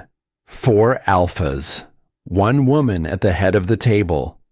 12 elders about to learn that the foundation beneath their seats had been mined by one of their own. Seren's gaze moved across the room, calculating positions, measuring the shift in alignment. His ring finger turned 1/4 rotation, the tell Liora had been cataloging since the ceremony. "This is irregular," he said evenly. "Council sessions require formal petition and 48 hours notice. Assassination attempts on the Alpha King's fated mate require immediate address," Liora replied. "Or does the council prefer to schedule its emergencies?" A murmur circled the table. Elder Alara, the sharp-eyed woman who had recognized Liora's mountain training, leaned forward with open interest. Elder Aldrin shifted uncomfortably. The others arranged their expressions along a spectrum between curiosity and calculation. "You claim the title of fated mate," Seren observed. "A claim that was publicly dissolved when the king marked another. I claim the title of the woman someone in this room has been trying to kill for the past 48 hours. That title requires no bond to validate." The words landed with surgical precision. Seren's composure held, but Liora was watching his hands. She was always watching his hands. And the ring turned again. She began, Not with accusation, not with emotion, with evidence. 2 nights ago, an assassin breached the palace courtyard during the ceremony aftermath and targeted me specifically. The assassin used wolf's bane, manufactured in a concentration available only through controlled palace dispensaries. Before dying by suicide capsule, the assassin used a phrase. She is the fracture point. She paused. Let the room absorb. Yesterday, a second archer targeted both myself and the Alpha King in the market square. The archer was captured alive and confirmed under questioning that orders were to wound me visibly in Draven's presence. The strategic objective was to trigger emotional instability in the king, destabilizing his authority and creating justification for council intervention. Another pause, another breath of silence. This morning, I was abducted within the palace itself, sedated with a compound applied by hand, taken to a cellar beneath the east wing that has not appeared on any official palace schematic in 20 years. A cellar that was prepared in advance with restraints and a message carved into the wall. She reached into the pocket of her borrowed clothing and placed something on the table. A piece of stone, small, rough-edged, broken from the cellar wall. Carved into its surface in precise, angular handwriting were the words, "The rejected have no place in history." I recognize this handwriting, Liora said calmly. I have served tea beside council documents for 3 years.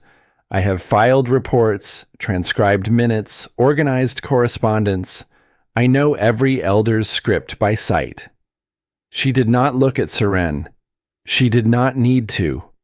Every other elder at the table was already looking at him, because every other elder at the table had spent years reading his precise, angular letters on council memoranda. The silence that followed was not merely quiet. It was the silence of 12 minds arriving at the same conclusion simultaneously, and understanding that the conclusion changed everything. Seren rose from his chair, slowly, with the deliberate calm of a man who has been cornered before and survived by controlling the narrative. "This is the accusation of a rejected female," he said, wounded, emotionally compromised, seeking to assign blame for her own misfortune to the nearest available target. The council should consider the source before it considers the claim. His voice was measured, reasonable, pitched to the frequency that had guided Blackmore's politics for 2 decades. The frequency of a man who understood that authority is not volume, but certainty. Liora felt the room waver. He was good. He was practiced. And the argument was designed to exploit the one vulnerability she could not eliminate. Her status.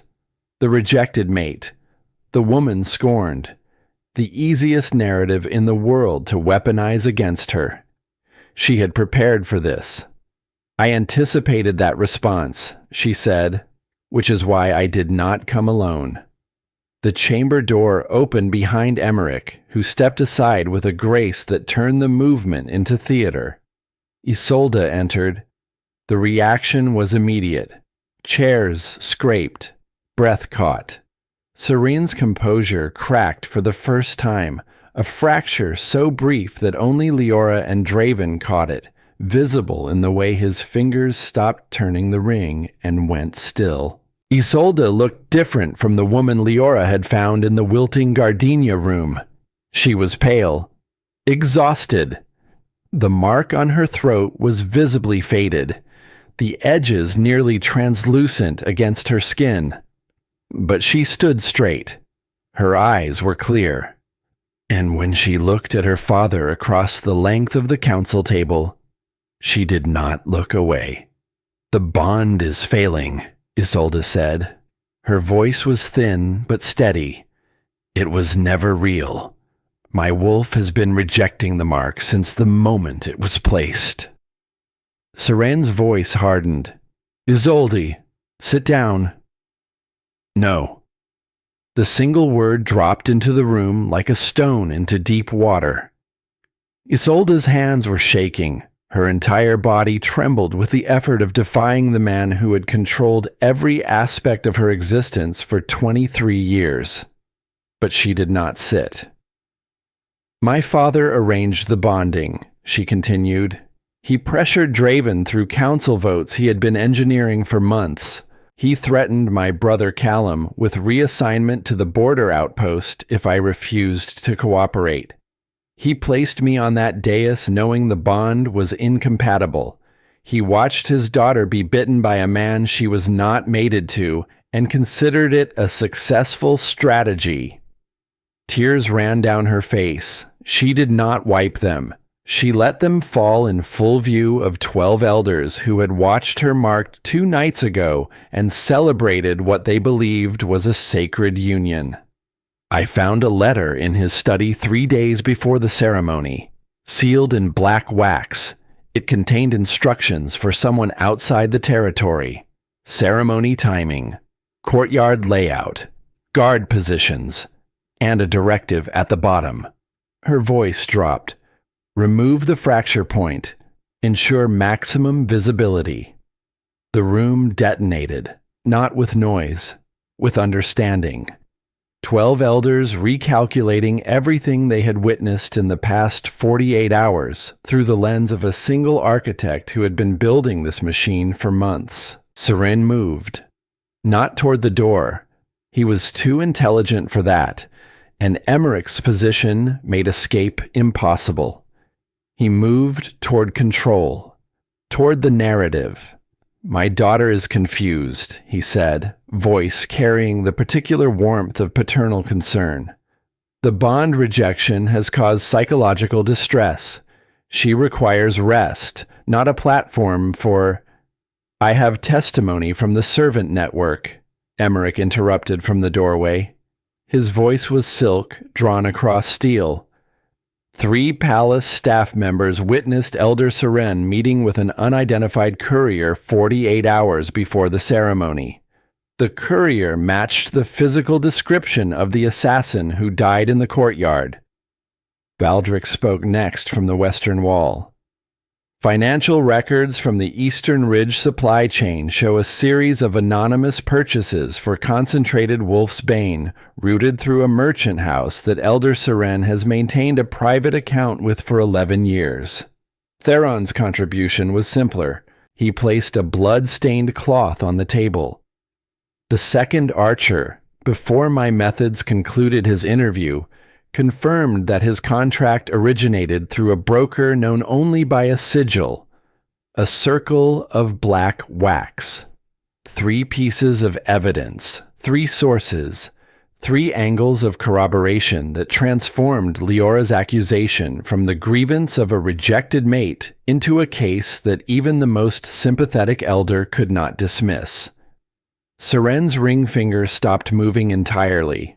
The room watched him the way a room watches a wall beginning to lean, not yet fallen, but the angle had changed and gravity was no longer negotiable. He tried once more, the final play of a man whose playbook has run out of pages.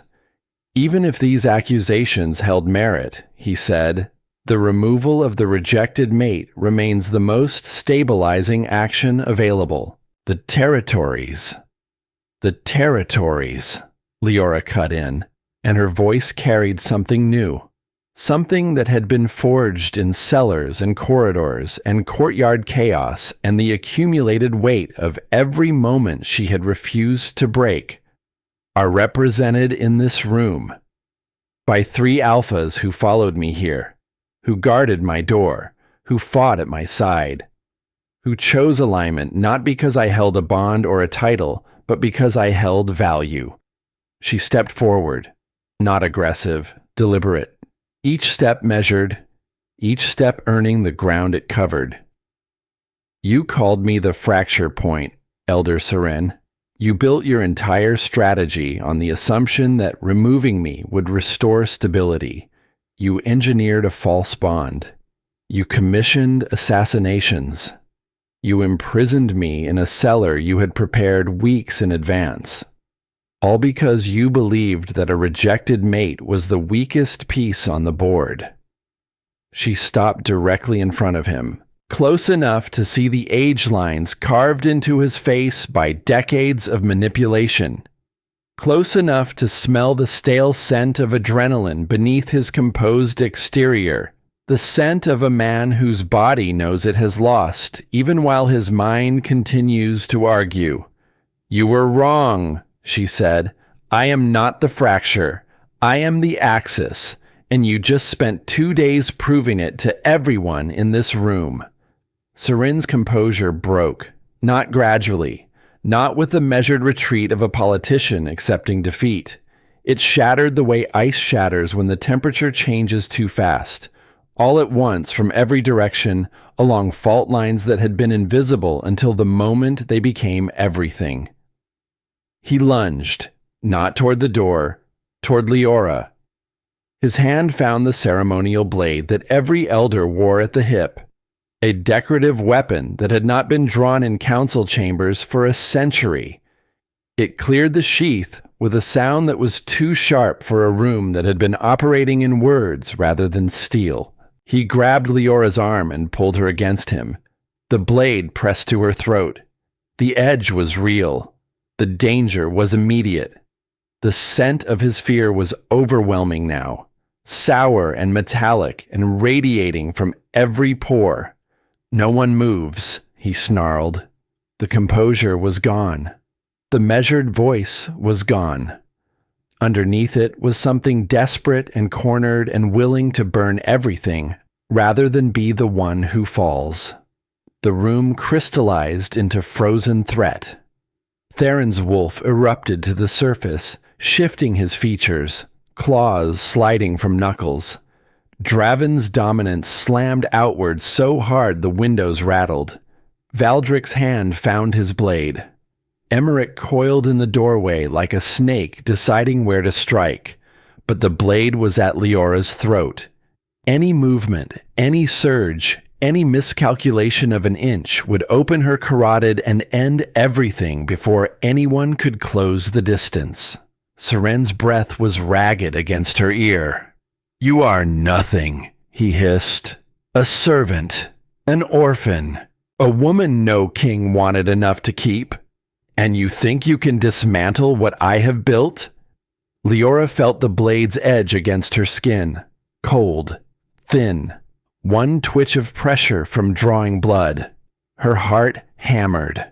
The wolf's bane in her system made every sensation sharper, every nerve more exposed. Fear rose in her chest like floodwater, real, animal fear, the kind that makes hands shake and vision narrow and the body scream for flight. She let the fear come, let it peak, let it crash. Then she thought of Theron, his voice during their training sessions, rough with experience, patient with repetition.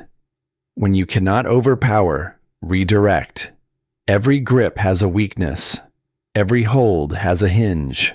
Find the hinge. She thought of the servant girl in the alcove, the way fear looked on someone else's face, and how she had chosen to step into it rather than away. She thought of Emmerich's words. Power forgets that the people who carry its meals also carry its secrets. She found the hinge. Serene's grip on her arm was high, near the shoulder. His body was pressed against her back. The blade was at her throat, held in his right hand. His left hand anchored her arm.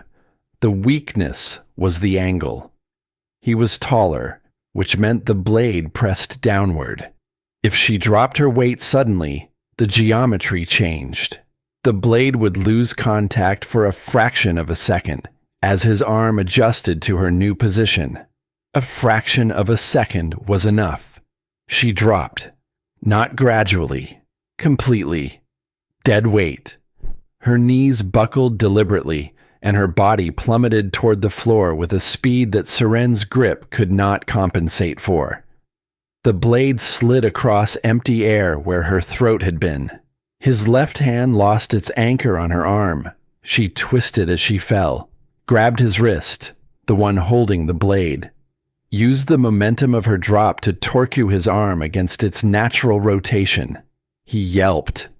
The sound was undignified and involuntary and deeply satisfying. The blade clattered to the stone floor. Liora did not stop. She drove her elbow upward into his solar plexus with the full force of a woman who had been carrying rage in her chest for 2 days and finally had a legitimate target. He doubled over. She swept his ankle. He hit the floor with a sound that echoed through the chamber like punctuation. And then she stood over him, not shaking, not panting, standing with the calm of someone who has discovered that the worst thing they feared was not as large as the space they had made inside themselves to survive it. The chamber was silent. 12 elders stared. 4 alphas held their positions, frozen not by threat now, but by something else. Recognition. The particular recognition that occurs when a room full of dominant wolves watches a woman with no supernatural strength, no shifted form, no alpha aura take down a man who held a blade to her throat using nothing but technique and nerve and the refusal to be a victim one more time. Draven's face was unreadable. No, that was not accurate. His face was entirely readable. It was saying one thing, loudly, in a language that required no words. He was looking at her as if he had never seen her before, as if every assumption he had ever made about power and worth and what it meant to be strong was rearranging itself around the woman standing over a fallen elder with iron bruises on her wrists and blood on her shoulder and absolutely no apology in her eyes. Theron exhaled slowly, a sound that carried something between admiration and the sudden, uncomfortable recognition that the woman he had been training to fight had just proved she did not need him to. Emmerich smiled. The real smile. The one he kept locked behind strategy and velvet. "Oh," he said quietly to no one in particular, "she is magnificent." Valdric said nothing, but he looked at Liora with the expression of a man who has spent his entire life studying power and has just watched it redefined. Serene lay on the floor, gasping. The black wax ring had cracked against the stone when he fell. The 2 halves sat on the marble like a broken seal on a letter that could never be resealed. Liora looked down at him and felt something she had not expected. Not rage, not triumph, clarity. "Get up," she said. He did not move. "I said, get up. You do not get to lie on this floor. That privilege was mine 2 nights ago, when your daughter's forced bond dropped me to my knees in front of a kingdom. Get up and face what you built." He rose, slowly, painfully. The composure was irretrievable. His silver hair was displaced. His robes were twisted. His hands, those steady, steady hands, were trembling. Liora turned to the council. "The evidence has been presented. The confession was provided by his own daughter. The corroboration comes from 3 independent alpha territories. You have heard what this man did. Now you will decide what happens to him." Elder Ilara spoke first. "The council recognizes the severity of these charges. Conspiracy against the crown, engineering a false sacred bond, commissioning assassination of a fated mate, imprisonment of a free wolf. These are capital offenses." "Capital," Surin whispered. The word aged him 10 years in a second. Liora raised her hand. The room stilled. "I do not want his death." Surprise rippled through the chamber. Draven's brow furrowed. Theron's expression hardened. Even Emmerich tilted his head, recalculating. "Death is an ending," Liora said. "It is quick. It is merciful in its finality. And it allows him to become a cautionary tale that people forget within a generation." She stepped closer to Seren, close enough that her next words were for him, even as the room heard every syllable. I want him stripped of title, stripped of elder rank, stripped of every privilege he accumulated through decades of manipulation. I want him reassigned to palace labor, permanent, visible. She paused. Let the image form. I want him on his knees every morning in the great hall of Blackmore, scrubbing the marble floor where I fell when his engineered bond broke my heart in front of a kingdom. I want him to clean the stone where my knee struck. I want him to polish the tile where my humiliation stained the air. I want him to do it every day, in full view of the court, until his hands know that floor as intimately as I know the memory of falling on it. The room was so quiet that the sound of Seren's breathing was the loudest thing in the chamber. Poetic justice, not quick, not merciful, proportional, the kind of punishment that does not end with a body, but continues with a life reduced to the dimensions of the suffering it caused. Elder Alara looked around the table. The council votes, all in favor of the sentence as proposed. 12 hands rose, not 11, 12, unanimous. Seren's legs gave out. He knelt on the very floor he had been sentenced to clean, his trembling hands pressed against marble as if searching for the steadiness that had defined him for decades and finding nothing but cold stone. Liora did not watch him fall. She turned to Isolde, who stood at the back of the chamber, with tears streaming silently down her face and a mark on her throat that was now almost invisible. Callum, Isolde whispered. My brother. Liora nodded. Emmerich. Emmerich straightened from the doorway. Already done. Callum was relocated from the border outpost 4 hours ago. He is currently in the Western Guardhouse under Valdric's protection. He has been told his sister is safe. Isolde's knees buckled, not from weakness, from relief so profound that her body could not contain it, standing up. Liora crossed the room and caught her, held her. 2 women who had been placed on opposite sides of a man's ambition, one marked, one rejected, both used, standing together in the wreckage of the machine that had consumed them both. Isolde gripped Leora's arms and looked at her with an expression that Liora would carry for years, gratitude that went deeper than politics or bond rivalry, or the complicated geometry of loving and losing the same man. You owe me nothing, Liora said softly. You were a prisoner too. Isolde shook her head. I owe you everything, and I will spend the rest of my life knowing that the woman my father tried to destroy was the one who freed me. Behind them, the bond mark on Isolde's throat flickered once and went dark. The false bond dissolved completely, releasing a small shockwave of psychic energy that rippled through the room. Draven staggered, caught himself on the table edge. His face went white, not from pain, from the sudden, disorienting absence of something that had been occupying space in his chest for 2 days. A bond that was never his, a mark that was never real, a choice that was never free. He looked at Isolde, looked at the place on her throat where his bite had been, and now was not. Looked at his own hands. I did that to you, he said. His voice was stripped, bare, not king, not alpha. A man confronting the full weight of what his compliance had cost 2 women. Isolde met his gaze with a steadiness that surprised everyone, including herself. You were manipulated, but you also did not question. Remember both. It was not forgiveness.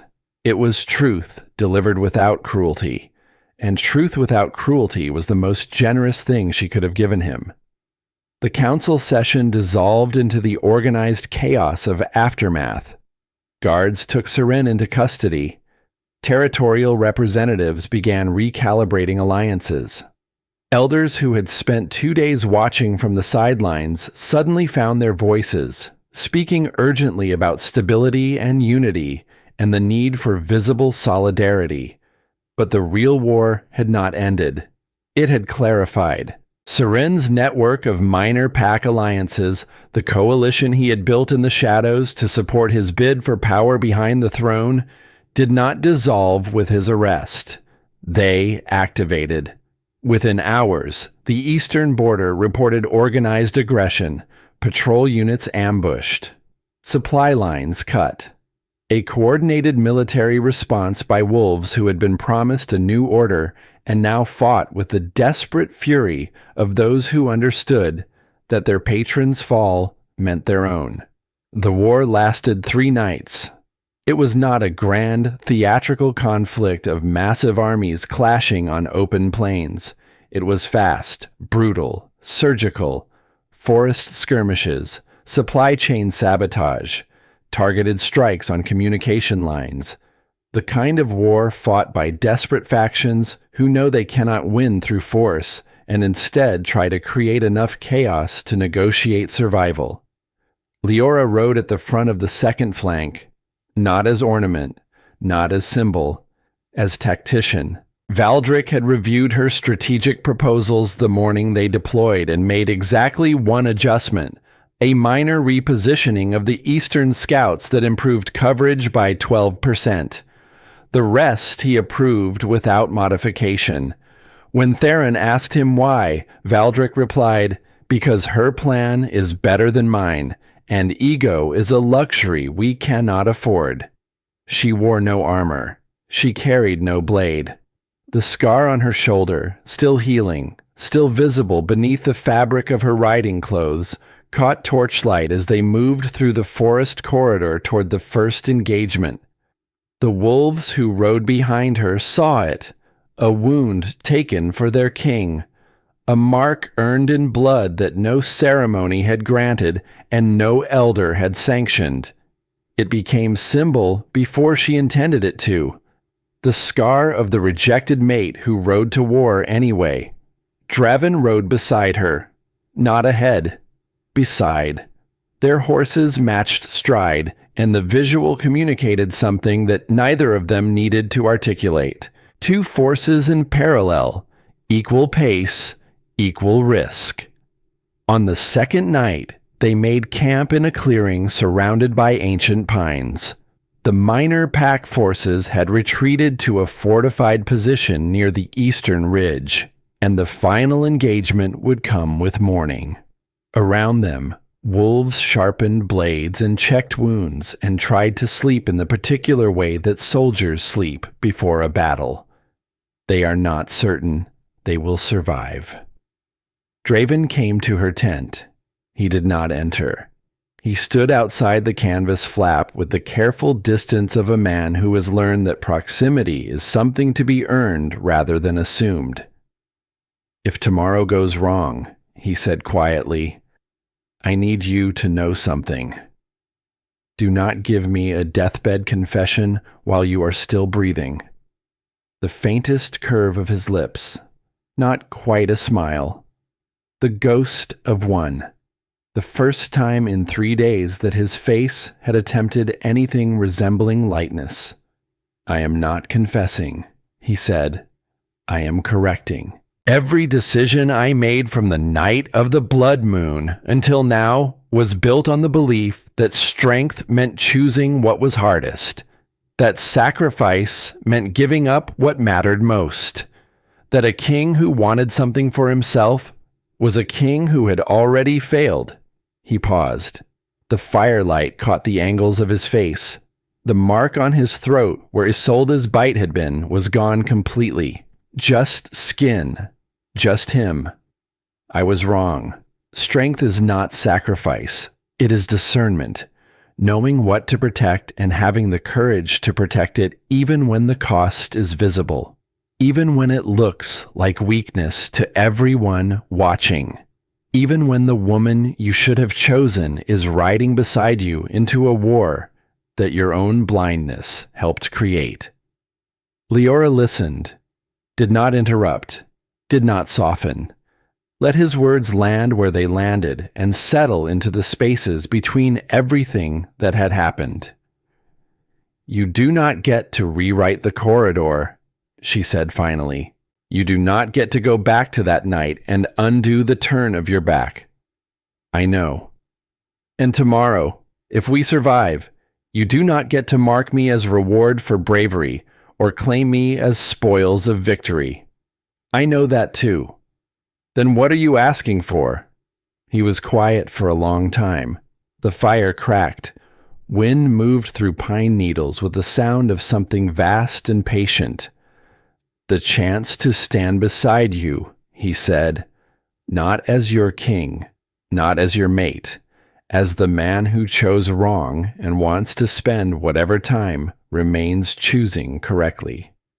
She studied his face in the firelight, searched for calculation, found none, found fear, which was better, because fear meant the outcome mattered to him.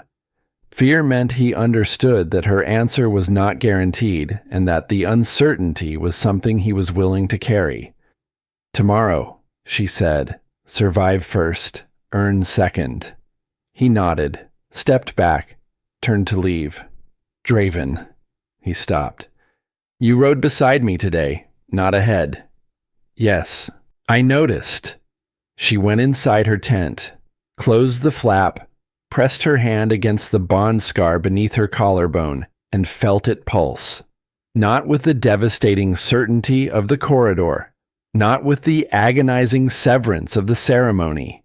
Something else, something quieter. An ember that had survived the flood and was deciding, slowly, carefully, whether it was safe to glow. The final engagement came with dawn. The minor pack forces had fortified a ridge position that should have been defensible, would have been, against a conventional assault. But Leora's plan was not conventional. She had studied the ridge's water supply during Valdrick's briefing and identified a vulnerability. The natural spring that fed the fortification ran through a narrow gorge to the south. Block the gorge, and the position became untenable within hours. No siege, no direct assault, no unnecessary blood. Theron led the blocking force through terrain that his territorial knowledge mapped with intimate precision. Valdrick coordinated the perimeter that prevented retreat.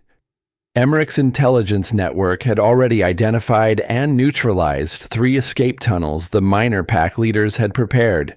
Draven held the front line, visible, dominant, drawing attention while the strategic work happened around him. Liora directed from the ridge overlooking the engagement.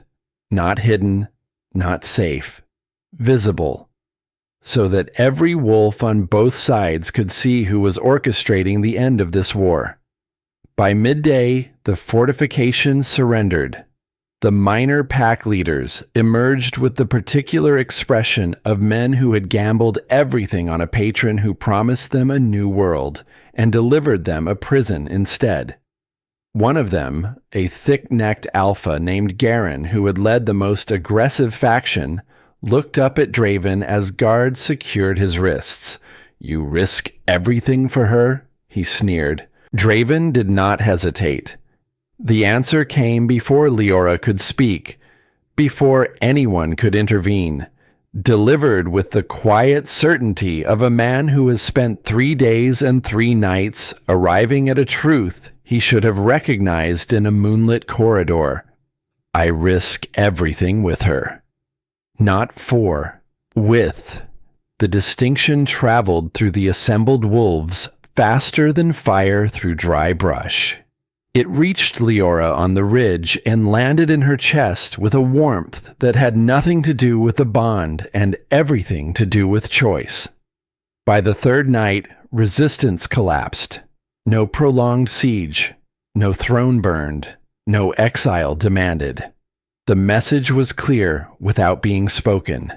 The rejected mate had become the line no enemy could cross, not because she was protected by 4 alphas, because she had proven, over and over, in cellars and council chambers and market squares and battlefields, that she was the one doing the protecting.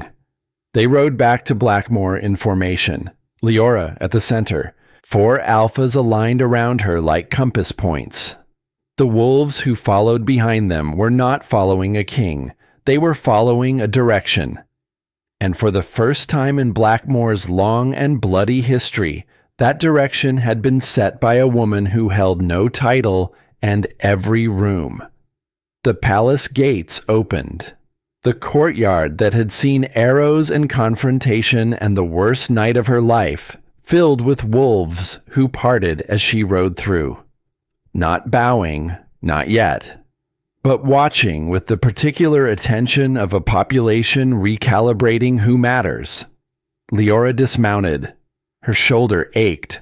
Her body was exhausted in the way that bodies become exhausted after sustained crisis. Not just tired, but finished, emptied, ready for something other than survival. Draven dismounted beside her. His hand hovered near hers. Did not touch. The discipline of earned restraint. She looked at him, at the empty space on his throat where a false mark had been, at the lines around his eyes that had not been there 3 days ago, at the hands that had caught arrows and gripped thrones and trembled in corridors and were now simply waiting. "You survived," she said. "We survived," he corrected quietly. She turned toward the palace steps, the same steps she had descended alone the night of the ceremony, each one carrying her away from everything she thought she had lost. She climbed them now carrying something different. Not a bond, not a title, not the validation of a king's choice. Something harder to name and harder to break. Herself, intact, tested, undiminished. Draven followed, 1 step behind, the precise distance of a man who understood that the woman ahead of him was setting the pace, and that his only job was to keep up.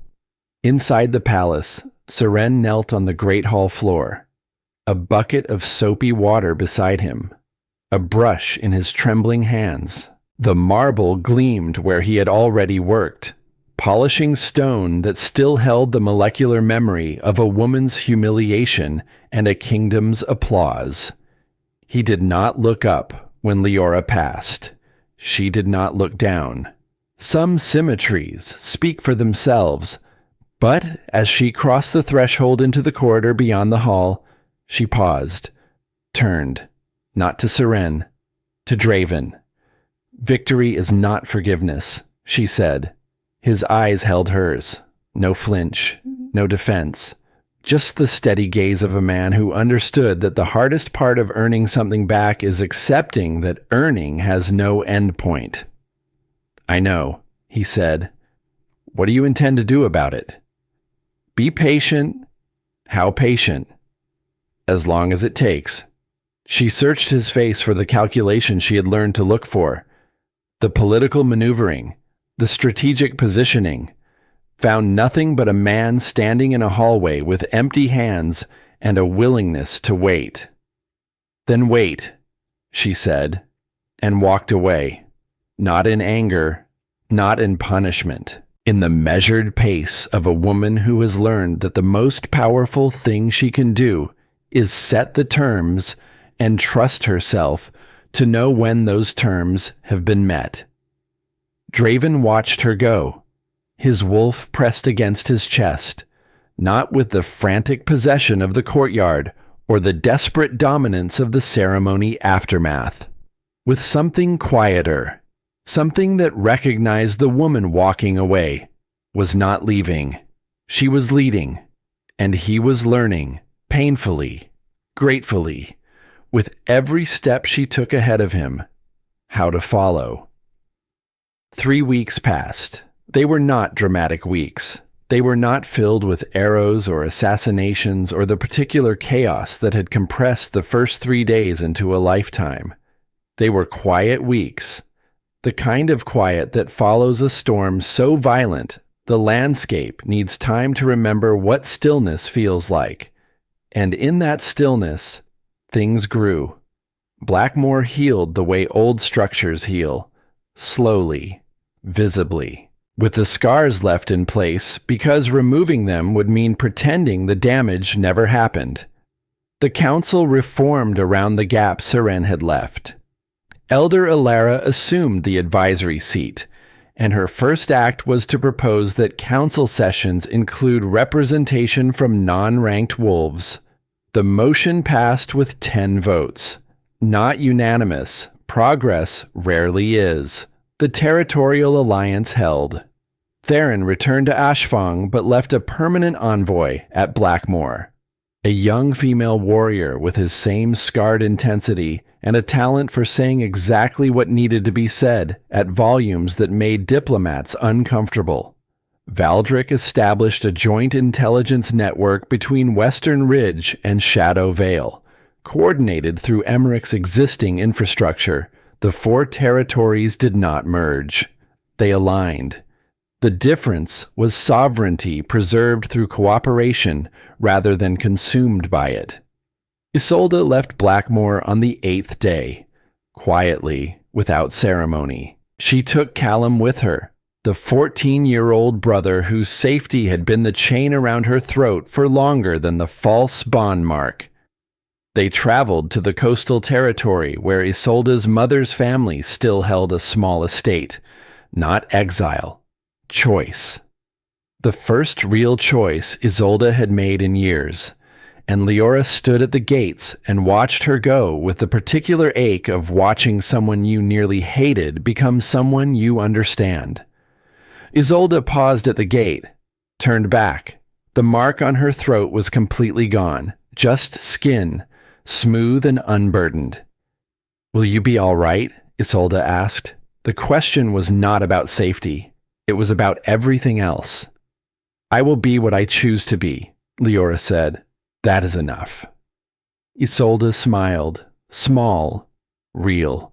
The smile of a woman who is learning what her face does when no one is controlling it. She took Callum's hand and walked through the gate, and Liora watched until the road curved and the trees swallowed them and the morning continued without event. The servant girl, whose name was Petra, was appointed to Leora's personal guard, not by Leora's request, by Emmerich's recommendation, which carried the weight of a man who never wasted resources and never bluffed about potential. Petra had spent her life navigating dark corridors and surviving men who believed she was beneath their notice.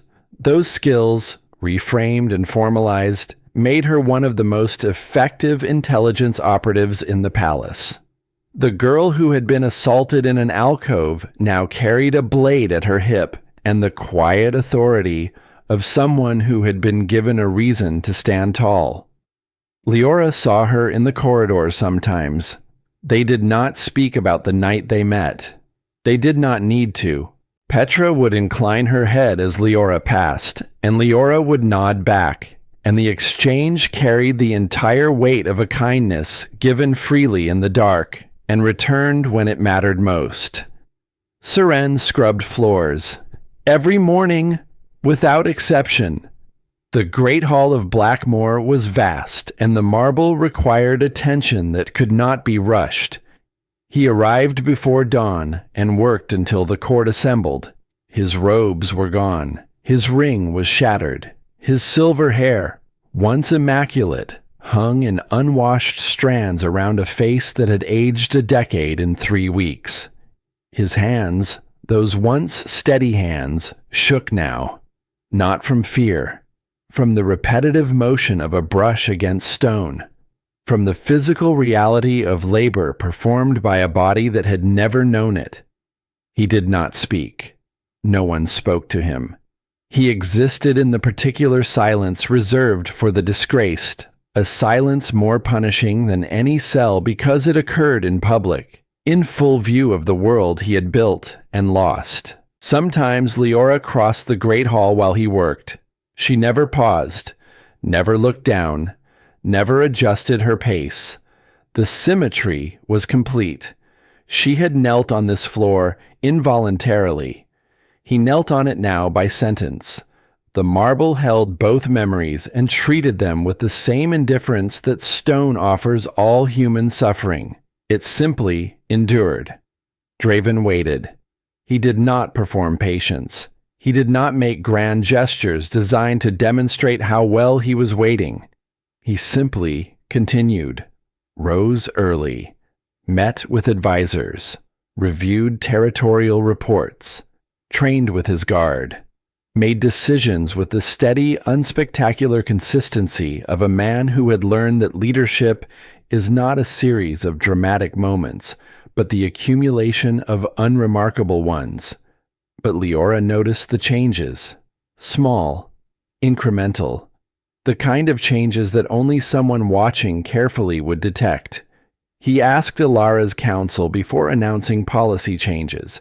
He had never asked before. He walked the servant corridors once a week, speaking to kitchen staff and stable hands by name. He had never walked those corridors before. He sat with injured soldiers during their recovery, not for display, not with an audience, but because Theron had told him once that a leader who does not smell his own wounded is a leader who has forgotten what he is asking others to bleed for. He did not mention the bond, did not reference the ceremony, did not bring flowers or write letters or attempt any of the romantic architecture that lesser men confuse with redemption. He simply showed up, every day, as a better version of the man who had turned his back in a moonlit corridor, not transformed, corrected. The distinction mattered because transformation implies becoming someone new, and correction implies becoming who you should have been all along. Liora watched, assessed, felt the ember beneath her collarbone pulse a little warmer each week without deciding what to do about it. On the 21st night, she went to the balcony, the same balcony where she had stood after escaping the cellar, the same view of the courtyard below, the gates beyond, the tree line, the mountains that held 4 territories in their ancient geography.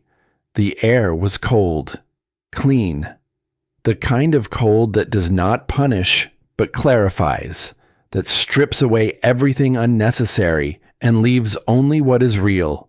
She heard him before she smelled him, the rhythm of his footsteps on stone. She had memorized it without intending to.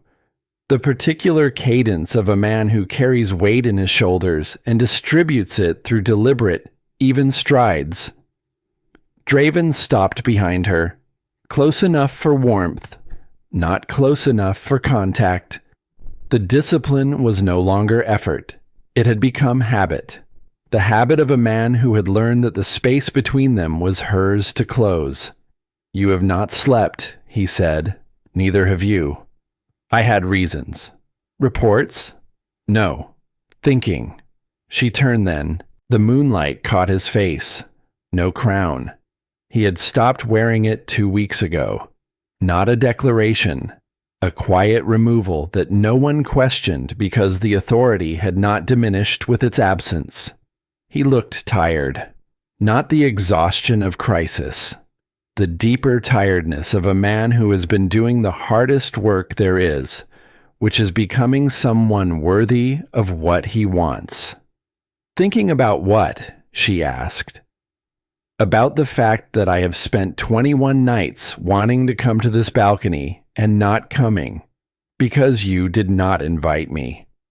And tonight I decided that patience has a limit, and that limit is reached when the alternative is standing in my chamber, counting stones in the ceiling, while the woman I should have chosen stands alone in the cold." The corner of her mouth shifted. Not a smile. The precursor to one. The facial equivalent of a door left slightly open. "You are here now," she said. "I am here now." Silence, not empty. The kind of silence that holds weight without breaking. The kind that 2 people can stand inside without needing to fill it with words, because the words have already been said in corridors and council chambers and battlefields and the quiet, unwitnessed moments of 3 weeks of a man proving through action what his mouth could never repair. He stepped forward, slowly, giving her every second to step back. She did not. The distance between them narrowed to the length of a breath. His scent reached her fully. Storm and cedar, and underneath it, something she had not smelled before. Or rather, something she had smelled once in a corridor 3 weeks and a lifetime ago. The scent beneath the scent. The one that her bond scar recognized, and her wolf answered with a low, cautious stir that was not submission and not surrender, but consideration. He did not reach for her. "I will not kneel where people can see," he said quietly. "That would be performance." Then he knelt on the balcony, in the dark, with no audience except the moon and the woman he had broken and the cold air that carried no judgment. His knee touched stone, his head lowered, not in submission, in acknowledgement. The deliberate, chosen posture of a man placing himself below the person he wronged, not because she demanded it, but because the geography of the gesture matched the truth of what he felt. "I do not kneel because you require it," he said. "I kneel because 3 weeks ago, you stood in a cellar with iron on your wrists and dust in your lungs, and you freed yourself. Because you rode into a war you did not start and ended it without losing what makes you extraordinary. Because I watched you take a blade from a man who held it to your throat, and I understood in that moment that I had spent my entire reign confusing power with control, and had never once recognized what power actually looked like until it was standing over my mistakes in borrowed clothes with blood on its shoulder." His voice roughened, not breaking, deepening. The register of a man speaking from a place below his pride and above his fear. "I do not kneel to fix what I did. I kneel before the moment I almost lost. The moment I chose applause over the bond. The moment I turned my back in a corridor and walked away from the only thing that ever made the throne feel like anything other than a chair." Liora looked down at him, at the bent head, at the hands resting on his knee, open, empty, offering nothing except their presence, at the place on his throat where Isolde's mark had been and was no longer, just skin, just him, unclaimed, uncrowded, available in a way he had not been since the night everything ignited and everything went wrong. Her eyes burned, not tears, heat. The specific heat of something that has been frozen for weeks, deciding whether to thaw. "Stand up," she said. He rose, slowly, met her eyes, did not reach. "Kneeling does not fix it," she said. "No. Words do not fix it." "No. Then what does?" "Consistency. Every day, without audience, without reward, without the guarantee that it will ever be enough." She studied him. The man in the moonlight, stripped of every performance, every title, every defense. Just a man standing on a cold balcony, waiting for a woman to decide if his 3 weeks of unremarkable, unwitnessed, unperformative correction was worth the risk of believing him. "I will never beg again," she said, "for anything, from anyone. If I stand beside you, it will be because I chose to, not because a bond demanded it, or a ceremony required it, or a kingdom expected it." "Then stand," he said, "not because I ask, because you decide. No kneeling, no claiming, no marking, just invitation without coercion, offered by a man who had learned, at a cost he would carry forever, that the most powerful thing he could do was create space and wait for her to fill it on her own terms." She stepped forward, closed the distance herself, placed her hand flat against his chest where his heart beat steady and strong beneath her palm.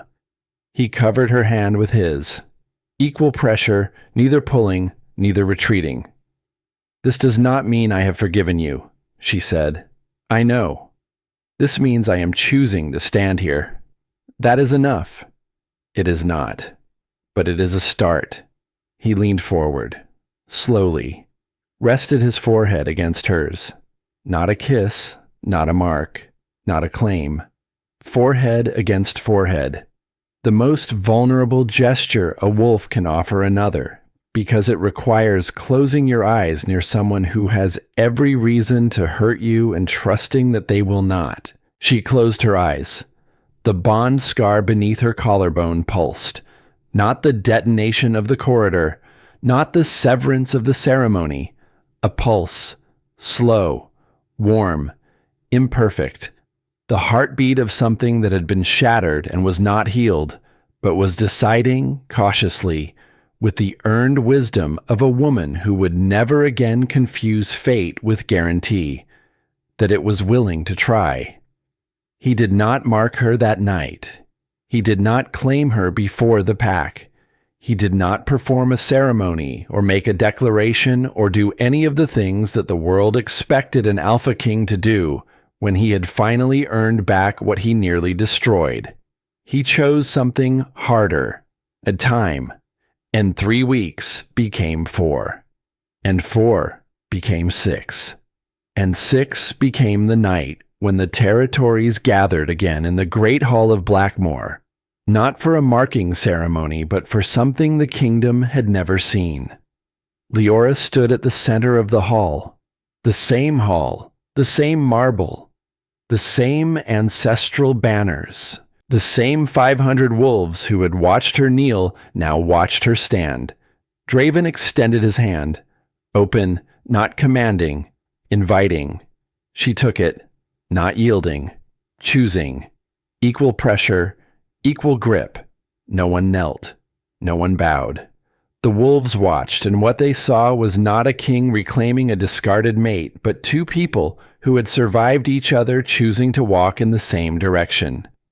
The scar on her shoulder caught torchlight. She did not hide it. The empty space on his throat caught shadow. He did not explain it. The bond between them did not snap back into place with the explosive certainty of the blood moon corridor. It settled, deep, scarred, stronger for having broken. The kind of bond that is not given by fate, but built by 2 people who understand that the building never finishes, and the maintenance never stops. And the commitment is not to perfection, but to the daily, unglamorous, unrewarded work of showing up. They walked out of the hall together, through the doors she had once pushed open alone, down the steps she had once descended in humiliation, into a courtyard that had seen arrows and blood and the worst and best of what they were. The night air was cold, clean, full of something neither of them named because naming it would reduce it, and what they had survived deserved more than a word. Behind them, the hall emptied. Wolves dispersed to territories and homes and the ordinary lives that continue after extraordinary things. Seren would rise before dawn tomorrow and kneel on marble with a brush in his trembling hands. Petra would walk the corridors with a blade and a purpose. Isolde would wake in a coastal house with her brother beside her and no mark on her throat. Theron, Valdric, and Emmerich would return to their territories carrying the memory of a woman who had changed the axis of power by refusing to be broken on schedule. And Liora Ashvane would stand on a balcony with Draven Kale and feel the bond between them pulse with the slow, scarred, honest warmth of something chosen rather than given. Not fixed, not finished, not fairy tale. Chosen, before the bite, after the breaking, and somewhere beyond the mountains, Past the ridge where 3 nights of war had ended and alliances had hardened into something that would outlast the wolves who forged them, a presence shifted in the dark, patient, calculating, watching the 4 territories breathe as one for the first time in living memory. A voice, low, amused, carrying the particular confidence of something that has been waiting for exactly this moment, spoke into the cold. They have unified. Impressive. The last time, division was sufficient. This time, we will test something more interesting. A pause. The sound of something ancient adjusting its attention. This time, we test love. The darkness settled, and the story continued. Because stories about women who survive do not end with a single victory. They begin with one.